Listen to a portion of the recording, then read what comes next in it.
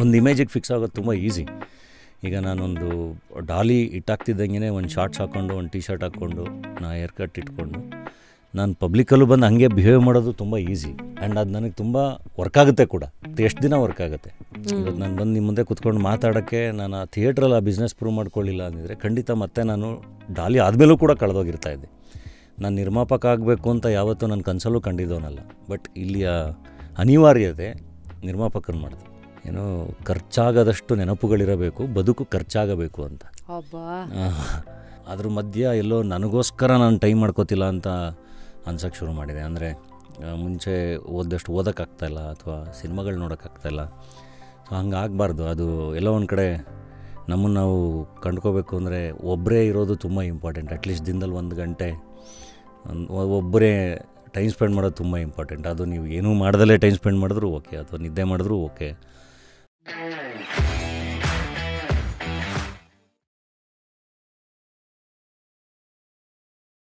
Today on just curious it is one and only ನಮ್ಮ ಧನಂಜಯ್ ಅವರು ಉರುಫ್ ಡಾಲಿ ಅವರು ಅನ್ಬೇಕಾ, ನಟ ರಾಕ್ಷಸ. ಐ ಥಿಂಕ್ ಇವೆಲ್ಲ ನಿಮಗೆ ಜನ ಕೊಟ್ಟಿರೋ ಬಿರೋದು. I think I will stick to Dhananjay ಅವರೇ.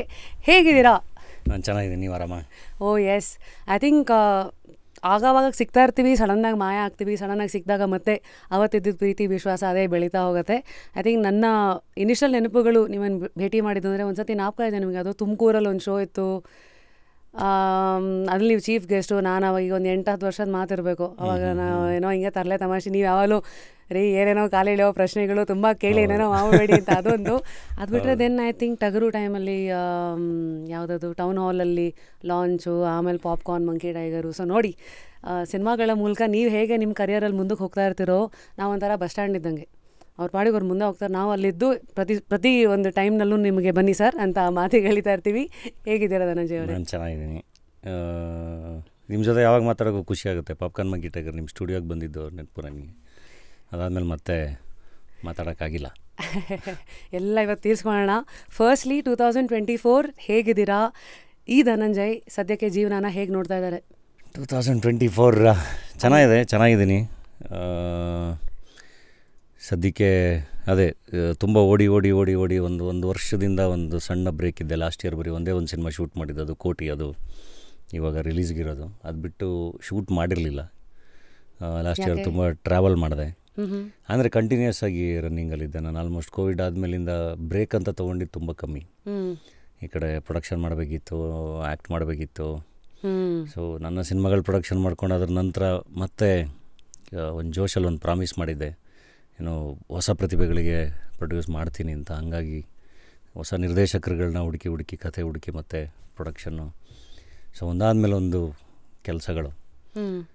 ಅದಾದಮೇಲೆ ಪ್ರೊಡಕ್ಷನ್ ಮಾಡಿದ್ಮೇಲೆ ಸುಮ್ಮನಿರೋಕ್ಕಾಗುತ್ತೆ. ಮತ್ತು ಆ ಸಿನಿಮಾಗಳನ್ನೂ ಪ್ರಮೋಷನ್ ಮಾಡಬೇಕು, ಆ ಸಿನಿಮಾಗಳನ್ನ ಸೇಲ್ ಮಾಡಬೇಕು, ಆ ಸಿನಿಮಾಗಳನ್ನ ರೀಚ್ ಮಾಡಿಸ್ಬೇಕು, ಮತ್ತೆ ಗೆಲ್ಲಬೇಕು. ಸೊ ಆ ಎಲ್ಲ ಪ್ರೋಸೆಸ್ಸಲ್ಲಿ ಸ್ವಲ್ಪ ಕಳೆದೋಗಿದ್ದೆ. ಈಗ ಒಂದು ವರ್ಷದಲ್ಲಿ ಒಂದು ಸಣ್ಣ ಬ್ರೇಕಲ್ಲಿದ್ದೆ. ಬಟ್ ಕೆಲಸಗಳು ಅದ್ರ ಪಡೆಗೆ ಅದು ನಡೀತಾ ಇದೆ. ಇವಾಗ ಮತ್ತೆ ಈ 2024 ಮತ್ತೆ ಒಂಚೂರು ಓಡೋಕ್ಕೆ ಶುರು ಮಾಡಿ. ಅಂದರೆ 2 cinema shooting back to back ನಡೀತಾ ಇದೆ, ಪ್ಯಾರಲಲ್ ಆಗಿ ರಿಲೀಸ್ ಇದೆ, ನಡೀತಾ ಇದೆ ಹಂಗೆ. ಇದು ವರ್ಕ್ ರಿಲೇಟೆಡ್ ಧನಂಜಯ್ ಅವರ ಒಂದು ಜರ್ನಿ ಇಲ್ಲಿವರೆಗೂ ಆಯಿತು.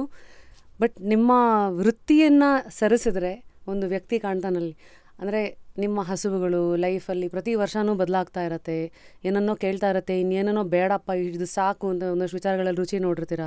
ಸೊ ವ್ಯಕ್ತಿಯಾಗಿ 2024ನ ಧನಂಜಯ್ ಹೇಗೆ ನೋಡ್ತಾ ಇದ್ದಾರೆ? ಲೈಫ್ ಯೂಶ್ವಲಿ ಏನಾಗ್ಬಿಡುತ್ತೆ, ಬರೀ ಚೇಸ್ ಮಾಡೋದೇ ಆಗ್ಬಿಡುತ್ತೆ. ಕೆಲವು ಸತಿ ಲೈಫನ್ನು ಚೇಸ್ ಮಾಡದೆ ನಿಂತು ನಿಧಾನಕ್ಕೆ ಸುತ್ತಮುತ್ತ ಇರೋದನ್ನು ನೋಡಿಕೊಂಡು ಎಂಜಾಯ್ ಮಾಡೋದು ಒಂದು ಫೇಸ್ ಅಂತ ಬರುತ್ತೆ. ಸೊ ಈ ಥರ ಆಲೋಚನೆಗಳು ಸದ್ಯಕ್ಕೆ ಶುರುವಾಗಿದೆಯಾ ಅಥವಾ ಯಾವಾಗಲೂ ಇತ್ತೇನೋ? ಅಲ್ಲ, ಅದು ಯಾವಾಗಲೂ ಇತ್ತು. ಮಧ್ಯ ನಿಂತ್ಕೊಂಡು ನೋಡಬೇಕು ಅನ್ನೋದು. ಅದು ತುಂಬ ಸರಿ ಹೇಳಿದ್ದೀನಿ ಕೂಡ. ಯಾವಾಗಲೂ ಒಂದು A C room, A C ಕಾರಲ್ಲಿ ಕಳೆದೋಗ್ಬಿಟ್ರೆ ಹೊರಗಡೆ ಜಗತ್ತಿನ ಜೊತೆ ಒಂದು ಕನೆಕ್ಷನ್ ಕಟ್ ಆಗುತ್ತೆ ಅಂತ. ಹೊಸೊಬ್ಬರು ಭೇಟಿ ಕಟ್ಟಾಗುತ್ತೆ. ಹೊಸೊಬ್ಬರು ಭೇಟಿ ನಿಲ್ತಿದ್ದಂಗೆ ಜೀವನನೇ ನಿಂತೋಗುತ್ತೆ ಅಂತ. ಹೊಸ ಪರಿಚಯಗಳಾಗದೇ ಇದ್ದರೆ, ಹೊಸ ಅನುಭವಗಳಾಗದೇ ಇದ್ದರೆ ಎಲ್ಲ. ಸೊ ಅದು ನಿರಂತರವಾಗಿ ನಡೀತಾ ಇರುತ್ತೆ. ಒಂದು ಈಗ ನೀವು ಏನು ಜಸ್ಟ್ ಕ್ಯೂರಿಯಸ್ ಅಂತ ಇಟ್ಟಿದ್ದಾರಲ್ಲ, ಯಾವಾಗಲೂ ಒಂದು ಕ್ಯೂರಿಯಾಸಿಟಿ ಅದು ಇದ್ದೇ ಇರುತ್ತೆ. ಕುತೂಹಲಗಳು ನಾವು ಭೇಟಿ ಮಾಡೋದ್ರ ಬಗ್ಗೆ, ಯಾರನ್ನು ಭೇಟಿ ಮಾಡ್ತೀವಿ ಅದ್ರ ಬಗ್ಗೆ, ಅಥವಾ ನಮ್ಮದೇ ಸಿನಿಮಾಗಳ ಬಗ್ಗೆ, ಬೇರೆಯವರ ಸಿನಿಮಾಗಳ ಬಗ್ಗೆ, ಜೊತೆಗೆ ಬೇರೆ ಸೊಸೈಟಿಲಿ ಆಗ್ತಿರೋ ಬೇರೆ ವಿಷಯಗಳ ಬಗ್ಗೆ, ಜನಗಳ ಥಾಟ್ ಪ್ರೋಸೆಸ್ ಬಗ್ಗೆ, ಎಲ್ಲದ್ರ ಬಗ್ಗೆ ಒಂದು ಕ್ಯೂರಿಯಾಸಿಟಿ ಇದ್ದೇ ಇರುತ್ತೆ. ಸೊ ಅದು ಐ ಥಿಂಕ್ ಅದು ನಿರಂತರವಾಗಿ ಇರುತ್ತಾ ಅಂತ. ಬಟ್ ಅದೇ ಒಂಚೂರು ಸ್ಲೋ ಡೌನ್ ಆಗಬೇಕು ಅಂತ ಅನಿಸಿರೋದು ನಿಜಾನೇ. ಯಾಕಂದರೆ ನನ್ನ ತಂದೆ ತಾಯಿಗೆ ಟೈಮ್ ಕೊಡಬೇಕು, ನನ್ನ ಫ್ಯಾಮಿಲಿಗೆ ಟೈಮ್ ಕೊಡಬೇಕು, ಆ್ಯಂಡ್ ನನಗೂ ಒಂದೊಳ್ಳೆ ಕಂಪ್ಯಾನಿಯನ್ಶಿಪ್ ಬೇಕು ಅಂತ ಅನಿಸಿದೆ.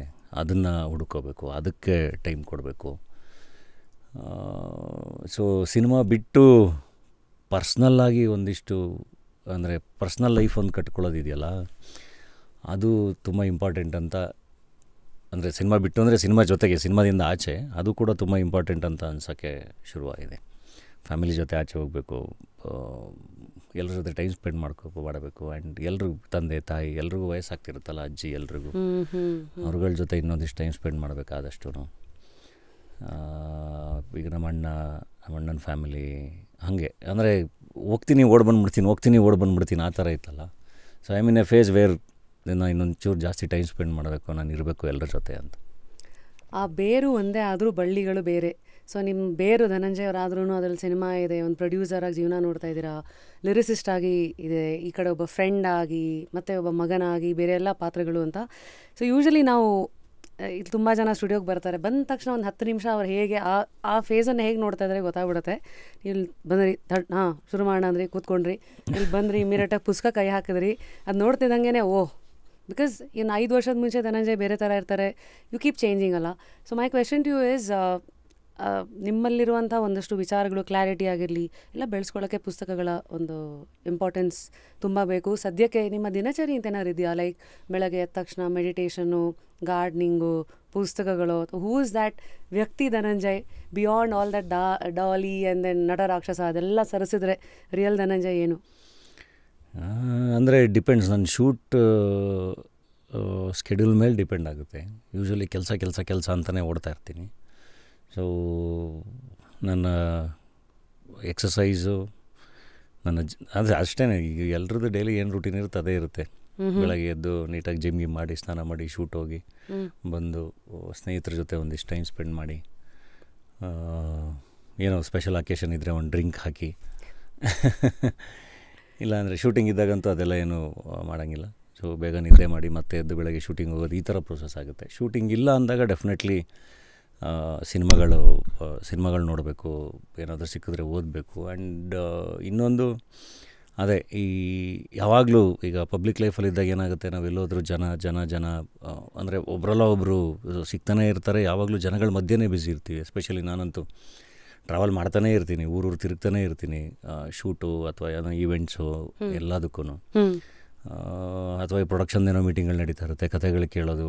ಶೂಟಿಂಗ್ ಇಲ್ಲ ಅಂದರೆ ಇರೋ ಕೆಲಸಗಳಿವು, ಕಥೆಗಳು ಕೇಳೋದು, ಇದು ಎಲ್ಲದೂ. ಅದ್ರ ಮಧ್ಯ ಎಲ್ಲೋ ನನಗೋಸ್ಕರ ನಾನು ಟೈಮ್ ಮಾಡ್ಕೋತಿಲ್ಲ ಅಂತ ಅನ್ಸೋಕ್ಕೆ ಶುರು ಮಾಡಿದೆ. ಅಂದರೆ ಮುಂಚೆ ಓದಷ್ಟು ಓದೋಕ್ಕಾಗ್ತಾಯಿಲ್ಲ ಅಥವಾ ಸಿನಿಮಾಗಳು ನೋಡೋಕ್ಕಾಗ್ತಾಯಿಲ್ಲ.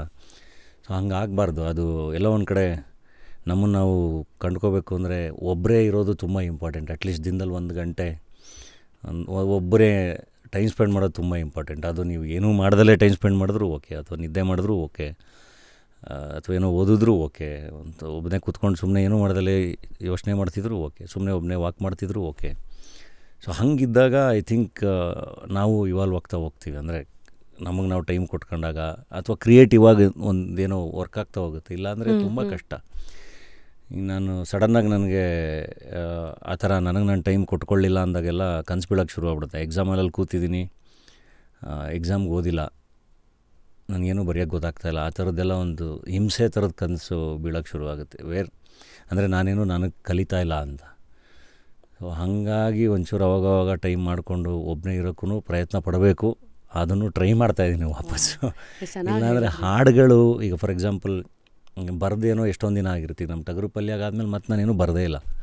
ಸೊ ಅದು ಏನು ಮುಗಿದೋಯ್ತಾ, ಸರ್ಕು ಖಾಲಿ ಆಗೋಯ್ತಾ ಅಂತ ಅನ್ಸೋಕ್ಕೆ ಶುರು ಆಗುತ್ತೆ. ಈಗ ನೀವು ಕುತ್ಕೊಂಡು ಮಾತಾಡಿಸ್ತಿರೋದಕ್ಕೇನೋ ಒಂದಿಷ್ಟು ಥಾಟ್ಸ್ಗಳು ಬರ್ತಾಯಿದೆ, ಈ ಥರದ ಪ್ರಶ್ನೆಗಳು ಕೇಳ್ತಿರೋದಕ್ಕೆ. ಈಗ ಹಿಂಗೆ ಮಾತಾಡಿನೂ ಎಷ್ಟೊಂದು ದಿನ ಆಗೋಗ್ಬಿಟ್ಟಿರುತ್ತೆ. ಹೌದು, ಅದಕ್ಕೆ ಮುಂದೆ ಇರೋರಿಂದ ಏನು ತೆಗಿಬೇಕು ಅನ್ನೋದು ಕೆಲವು ಸತಿ ತುಂಬ ಇಂಪಾರ್ಟೆಂಟ್ ಆಗುತ್ತೆ. ಸೊ ಇದೇ ಆಯ್ಕೆ ಅಂತ ಬರುತ್ತೆ. ನೀವು ಇಷ್ಟು ಲೈಫನ್ನು ಹೇಗೆ ನೋಡ್ತಾ ಇದ್ದೀರಾ? ಈಗ ಸದ್ಯಕ್ಕೆ ಕೋಟಿ ಕೋಟಿ ಹಿಂದೆ ಓಡದೇ ಇರೋರೇ ಇಲ್ಲ, ಅಥವಾ ಕೆಲವರು ಕೋಟಿಗಳೇ ಜನಗಳನ್ನು ಓಡಿಸ್ತಾ ಇರತ್ತೆ ಬೇರೆ ಥರ. ಸೊ ಈ ಕೋಟಿ, ಐ ಆಮ್ ಶೋರ್ ದುಡ್ಡಿಂದ ನೋಡಿರೋ ಕೋಟಿಗಳು ಬೇರೆ ಆದರೂ ನಿಮ್ಮ ಕರಿಯರ್ ಗ್ರಾಫಲ್ಲಿ ನೋಡ್ತಾ ಇರೋ ಕೋಟಿ, ಈ ಥರದ ಆಯ್ಕೆಗಳಿಗೆ ನಿಮ್ಮ ಪರ್ಸ್ನಲ್ ಮೋಟಿವೇಶನ್ ಏನಾಗಿರುತ್ತೆ? ಕೋಟಿ ಥರದ್ದು ಸಿನಿಮಾಗಳು ಅಂದರೆ ನನಗೆ ಕಾಮನ್ ಮ್ಯಾನ್ ಸಿನಿಮಾಗಳಂತ ಕರಿತೀನಿ. ಅಂದರೆ ಕಾಮನ್ ಮ್ಯಾನ್ ಪಾತ್ರ, ಅದು ರತ್ನ ಪ್ರಪಂಚ ಆಗಿರಲಿ, ರತ್ನಾಕರ ಅಥವಾ ಬಡವರ ಹಾಸ್ಕಲ್ ಆಗಿರಲಿ ಅಥವಾ ಕೋಟಿ ಆಗಿರಲಿ, ಇವೆಲ್ಲವೂ ಎಲ್ಲೋ ಒಂದು ಕಡೆ ನಮ್ಮ ಸುತ್ತಮುತ್ತ ಇರೋ ಲಕ್ಷಾಂತರ ಜನನ ರಿಪ್ರೆಸೆಂಟ್ ಮಾಡೋವಂಥ ಪಾತ್ರಗಳು ಅಂತ ಅನಿಸುತ್ತೆ ನನಗೆ. ಆ್ಯಂಡ್ ನಮ್ಮ ಬದುಕನ್ನು ರೀವಿಸಿಟ್ ಮಾಡ್ಕೊಳ್ಳೋವಂಥ ಪಾತ್ರಗಳು ಅಂತ ಅನಿಸುತ್ತೆ. ಈಗ ನಾವು ಎಲ್ಲ ಮಿಡ್ಲ್ ಕ್ಲಾಸಿಂದನೇ ಬಂದಿರೋರು. ಆ ಕಥೆಗಳು ಕೇಳಿದಾಗ ಅದರಲ್ಲಿರೋ ಎಷ್ಟೋ ದೃಶ್ಯಗಳು, ಆ ಕಥಾನಾಯಕ ಅವನು ಅಂದರೆ ವಾಟ್ ಈ ಅಂಡರ್ಗೋಸ್, ಅವನ ಬೇರೆ ಬೇರೆ ಫೇಸ್ಗಳೆಲ್ಲವೂ ನಮ್ಮ ಬದುಕಲ್ಲೂ ಇದು ಆಗಿತ್ತಲ್ವ ಅಂತ ಅದು ತುಂಬ ಚೆನ್ನಾಗಿ ಕನೆಕ್ಟ್ ಆಗುವಂಥ ಪಾತ್ರಗಳು.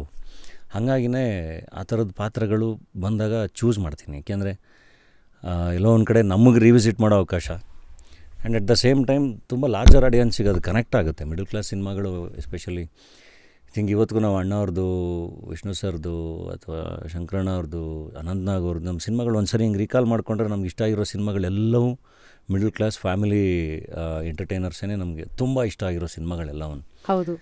ಸೊ ನನಗೆ ಅದನ್ನು ರೆಪ್ರೆಸೆಂಟ್ ಮಾಡಬೇಕು ಅಂತ ತುಂಬ ಆಸೆ. And once again it's A challenge ಕೂಡ. ಈಗ ನಮಗೊಂದು ಮ್ಯಾನ್ರಿಸಮ್ ಕೊಟ್ಟು, ನಮಗೊಂದಿಷ್ಟು ಡೈಲಾಗ್ಸ್ ಕೊಟ್ಟು, ನೀವೇ ಹೀರೋ, ನೀವು ಏನು ಬೇಕಾದರೂ ಮಾಡ್ಬೋದು ಅಂತ ಅಂದಾಗ ಅದು ಬೇರೆ. ಅದು ನಾನು ಮಾಡ್ತಾನೇ ಇರ್ತೀನಿ.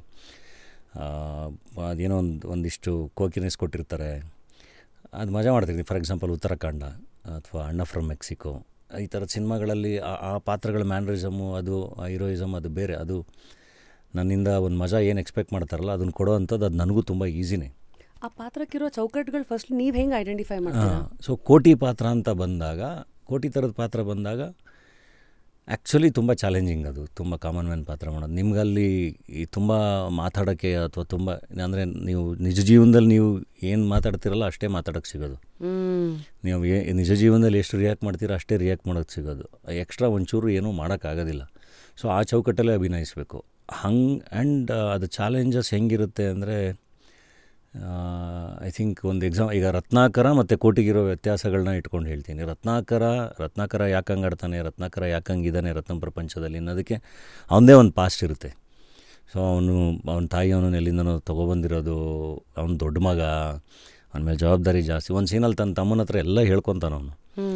ಸೊ ರತ್ನಾಕರ ಯಾಕಂಗೆ ಇರ್ತಾನೆ ಅನ್ನೋದು ಅವನು ಅಷ್ಟು ವರ್ಷದ ಜೀವನ ಡಿಫೈನ್ ಮಾಡಿರುತ್ತೆ. ಅದನ್ನು ರೈಟಿಂಗಲ್ಲಿ ನಿರ್ದೇಶಕರು ತುಂಬ ಚೆನ್ನಾಗಿ ಹಾಕಿ ನಮ್ಗೆ ಎಕ್ಸ್ಪ್ಲೈನ್ ಮಾಡಿದ್ದಾಗ ಅಲ್ಲೊಂದು ಪಾತ್ರ, ಈಗ ಅದೇ ಧನಂಜಯಂದು ಸ್ವಲ್ಪ ಟ್ರೇಟ್ಸ್ ಇದ್ದೇ ಇರುತ್ತೆ. ಯಾಕಂದರೆ ಅದೇ ನಗು, ಅದೇ ಮುಖ, ಅದೇ ಕಣ್ಣುಗಳು, ಅಲ್ಲೇನು ಸಪ್ರೇಟಾಗಿ ಏನು ಮಾಡೋಕ್ಕಾಗಲ್ಲ.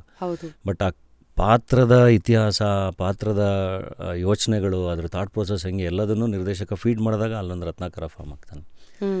ಸೊ ಇಲ್ಲೂ ಕಾಮನ್ ಮ್ಯಾನ್ ಪಾತ್ರ ಅಂತ ಬಂದಾಗ ಒನ್ಸ್ ಅಗೇನ್ ಕೋಟಿನೂ ಎಲ್ಲೂ ರತ್ನಾಕರನ್ ಟ್ರೇಟ್ಸ್ ಕಾಣಬಾರ್ದು ಅನ್ನೋದಿದೆಯಲ್ಲ, ಅದು ತುಂಬ ದೊಡ್ಡ ಚಾಲೆಂಜ್. ಸೊ ಒನ್ಸ್ ಅಗೇನ್ ಅದಕ್ಕೆ ಕೋಟಿನ ರೀಡಿಫೈನ್ ಮಾಡ್ಕೋಬೇಕಾಗತ್ತೆ. ಈಗ ನಿರ್ದೇಶಕರು ಕೋಟಿ ಏನು ಎತ್ತ, ಅವ್ನು ಯಾಕಂಗೆ ಬಿಹೇವ್ ಮಾಡ್ತಾನೆ, ಅವನ ಬದುಕಲ್ಲಿ ಆಗಿರೋವಂಥ, ಈಗ ಎಲ್ಲರ ಬದುಕಲ್ಲೂ ಈಗ ಎಷ್ಟೊಂದು ಜನ ನನ್ನ ಚೈಲ್ಡ್ಹುಡ್ಡಲ್ಲಿ ಹಿಂಗೆ ಆಗಿತ್ತು, ಎಷ್ಟೊಂದು ಜನ ಅದರಿಂದ ಎಷ್ಟೊಂದು ಟ್ರಾಮಾಗಳಿಂದ ಆಚೆನೇ ಬರೋಕ್ಕಾಗಿರಲ್ಲ. ಸೊ ಅವರ ಇವತ್ತಿನ ಎಷ್ಟೋ ಬಿಹೇವಿಯರ್ಸ್ಗೆ ಅವತ್ತಿನ ಇದು ಎಲ್ಲದೂ ಕಾರಣ ಆಗಿರುತ್ತೆ. ಹಾಗೆ ನಾವು ಏನೇನು ಆಗಿದ್ದೀವಿ ಎಲ್ಲದು ಇವಾಗ ಧನಂಜಯ ಯೋಚನೆ ಮಾಡೋ ರೀತಿಗೆ, ನೀವು ಯೋಚನೆ ಮಾಡೋ ರೀತಿಗೆ, ನಾವು ಬೆಳೆದು ಬಂದಿರೋ ಪರಿಸರಗಳು, ನಮ್ಮ ಬದುಕಲಾಗಿರೋ ಘಟನೆಗಳು ಎಲ್ಲವೂ ನಮ್ಮ ಯೋಚನೆಗಳನ್ನ ರೂಪಿಸ್ಕೊಂಡ್ಬಂದಿರ್ತವೆ. ಸೊ ಹಾಗೆ ಒಂದು ಪಾತ್ರದ್ದು ಎಲ್ಲದನ್ನೂ ಡೀಟೇಲಾಗಿ ಕೇಳ್ಕೊಂಡಾಗ ಅದನ್ನು ಬೇರೆ ಥರ ಅಪ್ರೋಚ್ ಮಾಡೋಕ್ಕೆ ಸಾಧ್ಯ. ಹಂಗೆ ಅದು ಕನೆಕ್ಟ್ ಆಗೋಕ್ಕೂ ಸಾಧ್ಯ ತುಂಬ ಜನಕ್ಕೆ. ಸೊ ಇವಾಗ ನೀವೇ ಐ ಥಿಂಕ್ ನಮ್ಮ ಡೈರೆಕ್ಟ್ರು ಪರಮ್ ಸರ್ ಅವರ ಇನ್ಸ್ಟಾ ಪೋಸ್ಟಲ್ಲಿ ಒಂದು ಕಡೆ ಬರೆದಿದ್ದಾರೆ, ಅಂದರೆ ಮನೆ ಮಗ, ರೌಡಿ, ಪ್ರೇಮಿ, ಸೈಕೋ, ಆಟೋ ಡ್ರೈವರ್, ಆಫೀಸರ್, ಜೊತೆಗೆ ಹಾಡುಗಳ ಬರವಣಿಗೆ, ಇದೆಲ್ಲದಕ್ಕೂ ಒಳಗೆ ಒಬ್ಬ ಸೂಕ್ಷ್ಮ ನಟ ಇದ್ದಾನೆ. 11 ವರ್ಷಗಳ ಪ್ರಯಾಣಕ್ಕೆ ಶುಭಾಶಯಗಳು. ಇದೆಲ್ಲದರಲ್ಲಿ ನಾನೇನು ನೋಡ್ತಾ ಇದ್ದೀನಿ ಅಂದರೆ, ಒಂದೇನೋ ಕಟ್ತೀರಾ, ನೀವೇ ಅದನ್ನು ಹೊಡೆದಾಕಿ ನೆಕ್ಸ್ಟ್ ಮುಂದೆ ಹೆಜ್ಜೆ ಇಡ್ತೀರಾ, ಕಟ್ಟೋದು ಹೊಡೆಯೋದು, ಇದೆಲ್ಲದರ ಮಧ್ಯ ಪಾತ್ರಗಳ ಮಧ್ಯ ಇರೋ ವ್ಯಕ್ತಿತ್ವ ಪ್ಲಸ್ ಈ ಜಜ್ಮೆಂಟ್ಸ್ಗಳು, ಕ್ಲಾರಿಟಿ. ಒಂದು ಮಾತಿದೆಯಲ್ಲ, ಲೈಫಲ್ಲಿ ಏನು ಮಾಡಬೇಕುಗಿಂತ ಚೆನ್ನಾಗಿ ಏನು ಮಾಡಬಾರ್ದು ಗೊತ್ತಿದ್ರೆ ಚಂದ ಅನ್ನೋದು.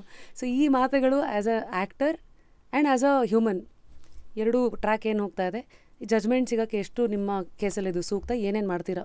ಡೆಫಿನೆಟ್ಲಿ ನೀವು ಹೇಳಿದ್ದೊಂದು ಮಾತಿದೆಯಲ್ಲ, ಜೀವನದಲ್ಲಿ ಏನು ಮಾಡಬಾರ್ದು ಅನ್ನೋದು ತುಂಬ ಇಂಪಾರ್ಟೆಂಟು ಅಂತ. ಎಷ್ಟೋ ಇಂಟರ್ವ್ಯೂಸಲ್ಲಿ ನಾನು ಹೇಳಿದ್ದೀನಿ. ನನ್ನ ಕೆರಿಯರ್ನ ಅರ್ಲಿ ಫೇಸಲ್ಲಿ ಏನು ಮಾಡಬೇಕು ಅನ್ನೋದಕ್ಕಿಂತ ಜಾಸ್ತಿ ಏನು ಮಾಡಬಾರ್ದು ಅನ್ನೋದು ಕಲ್ತೀನಿ, ಹೆಂಗೆ ಬದುಕಬೇಕು ಅನ್ನೋದಕ್ಕಿಂತ ಜಾಸ್ತಿ ಹೆಂಗೆ ಬದುಕಬಾರ್ದು ಅನ್ನೋದು ಕಲ್ತೀನಿ. ಅಂದರೆ ನಿಮ್ಮ ಕಣ್ಮುಂದೆ 1000 ಎಕ್ಸಾಂಪಲ್ಸ್ಗಳಿರುತ್ತೆ. ಅಂದರೆ ನಿಮಗೆ ಕಾಣ್ತಾ ಇರುತ್ತೆ, ಒಬ್ಬರು ಥಾಟ್ ಪ್ರೋಸೆಸ್ ಗೊತ್ತಾಗ್ತಾ ಇರುತ್ತೆ, ಅವ್ರ ಯೋಚನೆಗಳು ಗೊತ್ತಾಗ್ತಾ ಇರುತ್ತೆ, ಅವರು ಎಷ್ಟು ಸಣ್ಣದಾಗಿ ಯೋಚನೆ ಮಾಡೋಕ್ಕೆ ಸಾಧ್ಯ ಗೊತ್ತಾಗ್ತಾ ಇರುತ್ತೆ. ಸೊ ಒಬ್ಬರು ಥಾಟ್ ಪ್ರೋಸೆಸ್ಸು ಅವರು ಬದುಕಿನ ಕಡೆಗೆ ಅವ್ರ ಅಪ್ರೋಚ್ ಹೆಂಗಿರುತ್ತೆ, ಅವ್ರ ವಿಷನ್ ಹೆಂಗಿರುತ್ತೆ ಅನ್ನೋದ್ರ ಮೇಲೆ ಅಥವಾ ನೀವು ಅವರ ಜರ್ನಿ ಎಷ್ಟು ದೂರಕ್ಕೆ ಹೋಗುತ್ತೆ ಅನ್ನೋದನ್ನು ಖಂಡಿತ ಡಿಸೈಡ್ ಮಾಡ್ಬೋದು. ಗೊತ್ತಾಗುತ್ತೆ, ನಿಮಗೆ ಗೊತ್ತಾಗುತ್ತೆ. ಯಾವತ್ತೂ ಒಂದು ದೂರದ ವಿಷನ್ ಇಟ್ಕೊಂಡು ಕೆಲಸ ಮಾಡೋರು, ಅಂದರೆ ಬೆಂಗಳೂರಿಂದ ನಾನು ಮೈಸೂರಿಗೆ ಹೋಗಬೇಕು ಅಂತ ಬಸ್ ಹತ್ತಿ ನಾನು ಇಲ್ಲಿ ನಾಯಂಡಹಳ್ಳಿಯಲ್ಲಿ, ಕೆಂಗೇರಿಯಲ್ಲಿ ಎಲ್ಲ ಕಡೆ ನಾನು ಗಲಾಟೆ ಮಾಡಿಕೊಂಡು ನಾನು ನಿಂತ್ಕೊಂಡ್ರೆ ಅದು ನನಗೆ ಲಾಸ್.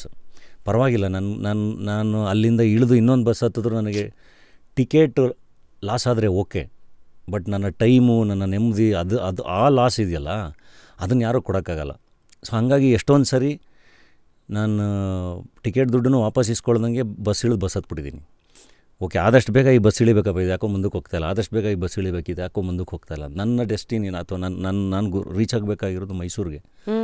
ಸೊ ಹಾಗೆ ನಿಮ್ಗೊಂದು ಬಸ್ ಹತ್ತಿದಂಗೆ ಗೊತ್ತಾಗುತ್ತೆ ಈ ಡ್ರೈವರು, ಈ ಕಂಡಕ್ಟರ್ ನಿಮ್ಮನ್ನು ಎಷ್ಟು ದೂರ ಕರ್ಕೊಂಡು ಹೋಗ್ಬೋದು ಅಂತ, ಅಥವಾ ಅಲ್ಲಿರೋ ಪ್ರಯಾಣಿಕರು, ನಿಮ್ಮ ಜೊತೆಗಿರೋ ಪ್ರಯಾಣಿಕರು ಎಲ್ರದ್ದು ಗೊತ್ತಾಗುತ್ತೆ ನಿಮಗೆ. ಇದು ಎಲ್ಲಿ ಏನು ಸರಿ ಹೋಗ್ತಾಯಿದೆ, ಏನು ಸರಿ ಹೋಗ್ತಾಯಿಲ್ಲ, ಎಲ್ಲಿ ಇಳಿಬೇಕು, ಎಲ್ಲಿ ಹತ್ತಬೇಕು ಅನ್ನೋದಿದೆಯಲ್ಲ, ಅದು ತುಂಬ ಇಂಪಾರ್ಟೆಂಟ್ ಜೀವನದಲ್ಲಿ. ಸೊ ಅದನ್ನು ಅಂದರೆ ಪ್ರತಿ ಸರಿನೂ ಹೊಸ ಅನುಭವಗಳು, ಹೊಸೊಬ್ಬರ ಜೊತೆ ಕೆಲಸ, ಆ್ಯಂಡ್ ಪ್ರತಿ ಸರಿ ಸೋತಾಗ್ಲೂ ಯೋಚನೆ ಮಾಡಿ ಮಾಡಿ ಮಾಡಿ ಮಾಡಿ ಮಾಡಿ ಮಾಡಿ ಆಮೇಲೆ ಕೆಲವೊಂದು ಸರಿ ನಮ್ಮಿಂದನೂ ತಪ್ಪುಗಳಾಗ್ತಾ ಇರುತ್ತೆ.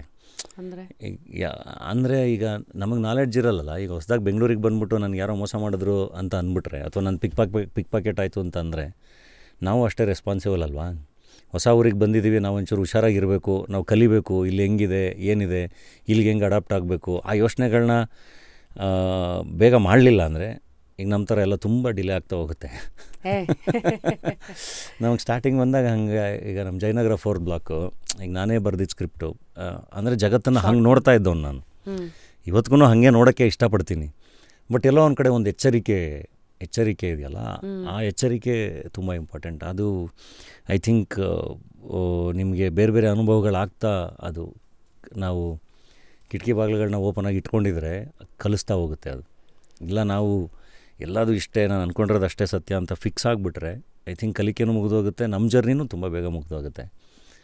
ಸೊ ಯಾವಾಗಲೂ ಓಪನ್ ಆಗಿರ್ಬೇಕು. ನೀವು ಹೇಳಿದ್ರಿ ಗೊತ್ತಾ, ನೀವೇ ಏನೋ ಬಿಲ್ಡ್ ಮಾಡ್ತೀರಾ, ದೊಡ್ಡದು ಬೇರೆ ಏನೋ ಕಟ್ತೀರಾ ಅಂತ. Once again learning and unlearning process ಅದು. ಒಂದು ಇಮೇಜಿಗೆ ಫಿಕ್ಸ್ ಆಗೋದು ತುಂಬ ಈಸಿ. ಈಗ ನಾನೊಂದು ಡಾಲಿ ಇಟ್ಟಾಗ್ತಿದ್ದಂಗೆ ಒಂದು ಶಾರ್ಟ್ಸ್ ಹಾಕ್ಕೊಂಡು, ಒಂದು ಟಿ ಶರ್ಟ್ ಹಾಕ್ಕೊಂಡು, ಹೇರ್ ಕಟ್ ಇಟ್ಕೊಂಡು ನಾನು ಪಬ್ಲಿಕ್ಕಲ್ಲೂ ಬಂದು ಹಾಗೆ ಬಿಹೇವ್ ಮಾಡೋದು ತುಂಬ ಈಸಿ. ಆ್ಯಂಡ್ ಅದು ನನಗೆ ತುಂಬ ವರ್ಕ್ ಆಗುತ್ತೆ ಕೂಡ. ನಾನು ಡಾಲಿ ಥರನೇ ಓಡಾಡೋದು ಆಚೆ ಕಡೆ ಬಂದು ನನಗೆ ವರ್ಕ್ ಆಗುತ್ತೆ ಕೂಡ. ಬಟ್ ಎಷ್ಟು ದಿನ ವರ್ಕ್ ಆಗುತ್ತೆ? ಪ್ರತಿದಿನ ಬೆಳಗ್ಗೆ ಎದ್ದರೆ ನಾನು ಹೊರಗಡೆ ಪ್ರಪಂಚಕ್ಕೆ ಡಾಲಿ ವೇಷನೇ ಹಾಕ್ಕೊಂಬರ್ಬೇಕು ಅಂತ ಅಂದರೆ ಅದನ್ನು ಮಾಡ್ತಾ ಧನಂಜಯ ಕಳೆದೋಗ್ಬಿಡ್ತಾನೆ, ಧನಂಜಯ ಸತ್ತೋಗ್ಬಿಡ್ತಾನೆ. ಸೊ ಇಟ್ಸ್ ಬೆಟರ್ ಸಿನಿಮಾಗೆ ಏನು ಬೇಕು ಆ ವೇಷ ಹಾಕಿ ಮತ್ತೆ ಹೊರಗಡೆ ಲೋಕಕ್ಕೆ ನಾವು ಹೆಂಗಿದೀವೋ ಹಂಗೆ ತೆರ್ಕೊಳ್ಳೋದು. ಇಟ್ಸ್ ಓಕೆ, ನಿಮ್ಗೆ ಇಷ್ಟ ಆಗುತ್ತೆ, ಅವ್ರಿಗೆ ಇಷ್ಟ ಆಗ್ದಲೇ ಇರ್ಬೋದು. ಇನ್ನೊಬ್ಬರಿಗೆ ಏನೋ ಸರಿ ಇಲ್ಲಪ್ಪ ಏನೋ ಅಂತ ಅನಿಸ್ಬೋದು, ಇನ್ನೊಬ್ರಿಗೆ ಸರಿ ಇದೆ ಅಂತ ಅನಿಸ್ಬೋದು. ಸೊ ಇದ್ದಂಗೆ ಇದ್ಬಿಡೋದು ಬೆಟರ್. ಯಾವಾಗಲೂ ಡೈಲಿ ಬೆಳಗ್ಗೆ ಎದ್ದು ವೇಷ ಹಾಕ್ಕೊಂಡು ಆಚೆ ಬರೋ ಅವಶ್ಯಕತೆ ಇರಲ್ಲ. ತುಂಬ ಆರಾಮಾಗಿ ಆಚೆ ಬರ್ತೀವಿ, ಹೋಗ್ತೀವಿ, ಹಂಗಿರ್ತೀವಿ. ಇಲ್ಲ ಅಂದರೆ ಎನಿ ಟೈಮ್ ಒಂದು ಇಮೇಜ್ಗೆ ನಾವೇ ಅದನ್ನು ಮೈ ಮೇಲೆ ಹಾಕ್ಕೊಂಡು ಹಾಗೇ ಓಡಾಡ್ಕೊಂಡಿದ್ರೆ ತುಂಬ ಕಷ್ಟ. ಅದು ನನ್ನ ಕೈಯಲ್ಲಿ ಆಗಲ್ಲ. I think that's also important. ಅದು ವರ್ಕ್ ಆಗುತ್ತೆ ಕೂಡ. ತುಂಬ ಜನದ ಕೆರಿಯರ್ಗಳನ್ನೂ ನಾನು ನೋಡಿದ್ದೀನಿ. ಬಟ್ ನಮ್ಮದು ಬೇರೆ ಥರ, ಒಬ್ರೊಬ್ರು ದಾರಿ ಒಂದೊಂದು ಥರ. ಸೊ ನೀವೇನೋ ಪ್ರಶ್ನೆ ಕೇಳಿದ್ರಿ, ಎಲ್ಲೋ ಹೊರಟೋಯ್ತು ಮಾತಾಡ್ಕೊಂಡು. ಇಲ್ಲ, ಬೇಸಿಕ್ಲಿ ಆ ಬಸ್ಸಿನ ಪ್ರಯಾಣ ಅದೆಲ್ಲ ಏನು ಮೆಟಫಾರಿಕಾಗಿ ಹೇಳಿದ್ರಲ್ಲ,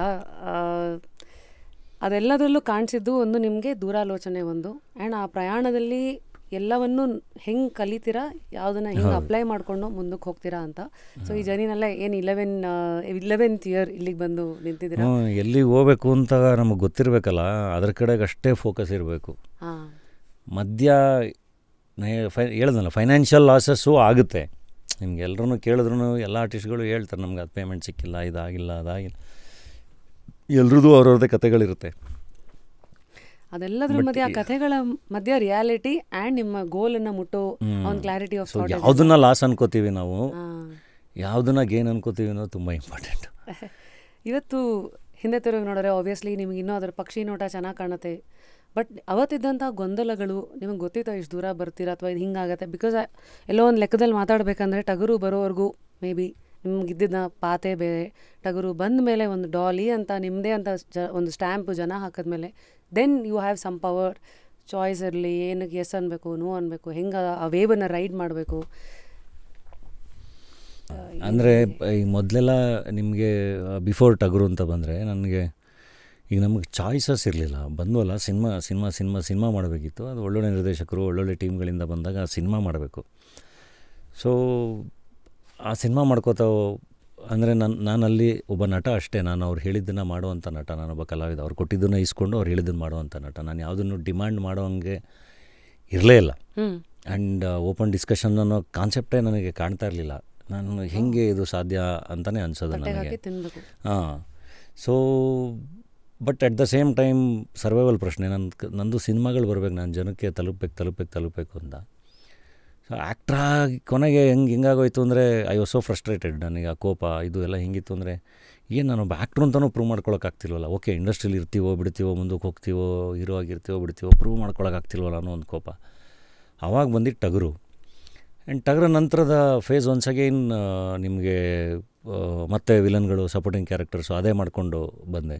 ಅಂದರೆ ಸಡನ್ನಾಗಿ ಮತ್ತೆ ನನಗೆ ಹೀರೋ ಅಂತ ಅಂದರೆ ಯಾರು ಮಾಡ್ತಾರೆ ಅಥವಾ ಯಾರು ಕೇಳ್ತಾರೆ ಅಥವಾ ಅದನ್ನು ರಿಸೀವ್ ಮಾಡ್ತಾರಾ ಅನ್ನೋದಿದೆಯಲ್ಲ, ಅದು ಎಲ್ರಿಗೂ ಇತ್ತು ಪ್ರಶ್ನೆ. ಅದು ಇಂಡಸ್ಟ್ರಿಗೂ ಇತ್ತು, ಎಲ್ರಿಗೂ ಇತ್ತು, ಮೋಸ್ಟ್ಲಿ ಪ್ರೇಕ್ಷಕರಿಗೂ ಇತ್ತು. ಇವನು ವಿಲನ್ ಆಗಿನೇ ಚೆನ್ನಾಗಿರುತ್ತೆ ಅನ್ನೋದನ್ನು. So I wanted to break that.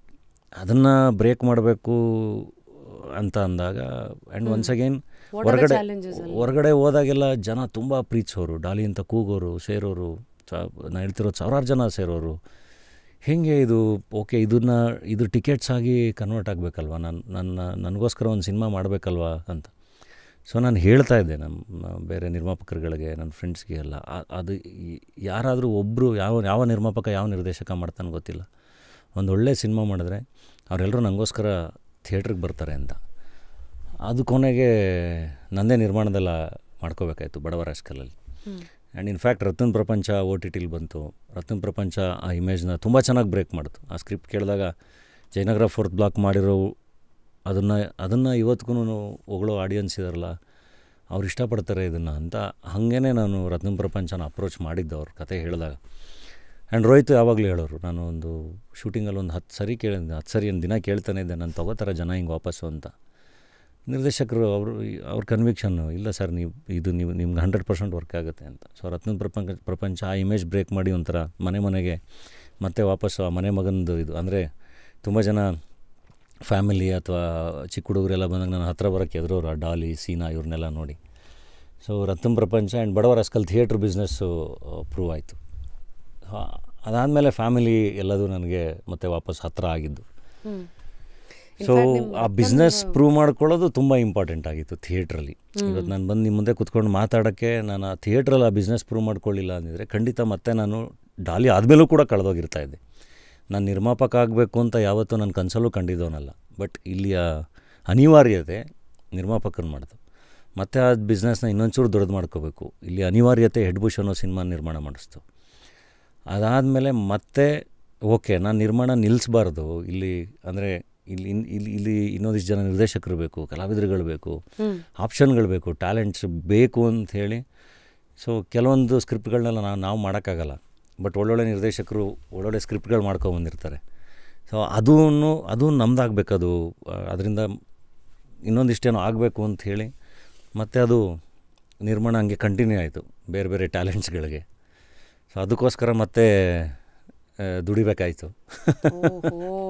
ಹಾಗೆ ಡಾಮಿನೋಸ್ ಎಫೆಕ್ಟ್ ಚೈನ್ ಇದು. ಒಂದ್ಸತಿ ಹಿಡಿದ್ರೆ ಅದು ಬಿಡಕ್ಕೂ ಅವಶ್ಯಕತೆ, ಬೇರೆ ಸೋರ್ಸ್ ಆಫ್ ಇನ್ಕಮ್ ಇರಲ್ಲ. ಸೊ ಇಲ್ಲೇ ದುಡ್ದು ಇಲ್ಲೇ ಹಾಕಬೇಕು. ನಾನೊಬ್ಬ ಬರೀ ಆ್ಯಕ್ಟ್ರಾಗಿ ನಾನು ಎಂಜಾಯ್ ಮಾಡ್ಕೊಂಡು ಹೋಗ್ಬೇಕು ಅನ್ನೋದು ನನಗೂ ಆಸೆನೇ. ಒಂದೇ ಲೈಫು ಆರಾಮಾಗಿರೋಣ ಅಂತ. ಬಟ್ ಅದೇನೋ ಇನ್ನೊಂಚೂರು ಕೆಲಸಗಳಿದೆ ಮಾಡಬೇಕಾಗಿರೋದು. ಅದಕ್ಕೆ ಮಾಡ್ತಾಯಿದ್ದೀನಿ. ಅದೇ ಇನ್ನೊಂದಿಷ್ಟು ಸಿನಿಮಾಗಳು ಬರಬೇಕು, ಟ್ಯಾಲೆಂಟ್ಸ್ಗಳು ಬರಬೇಕು.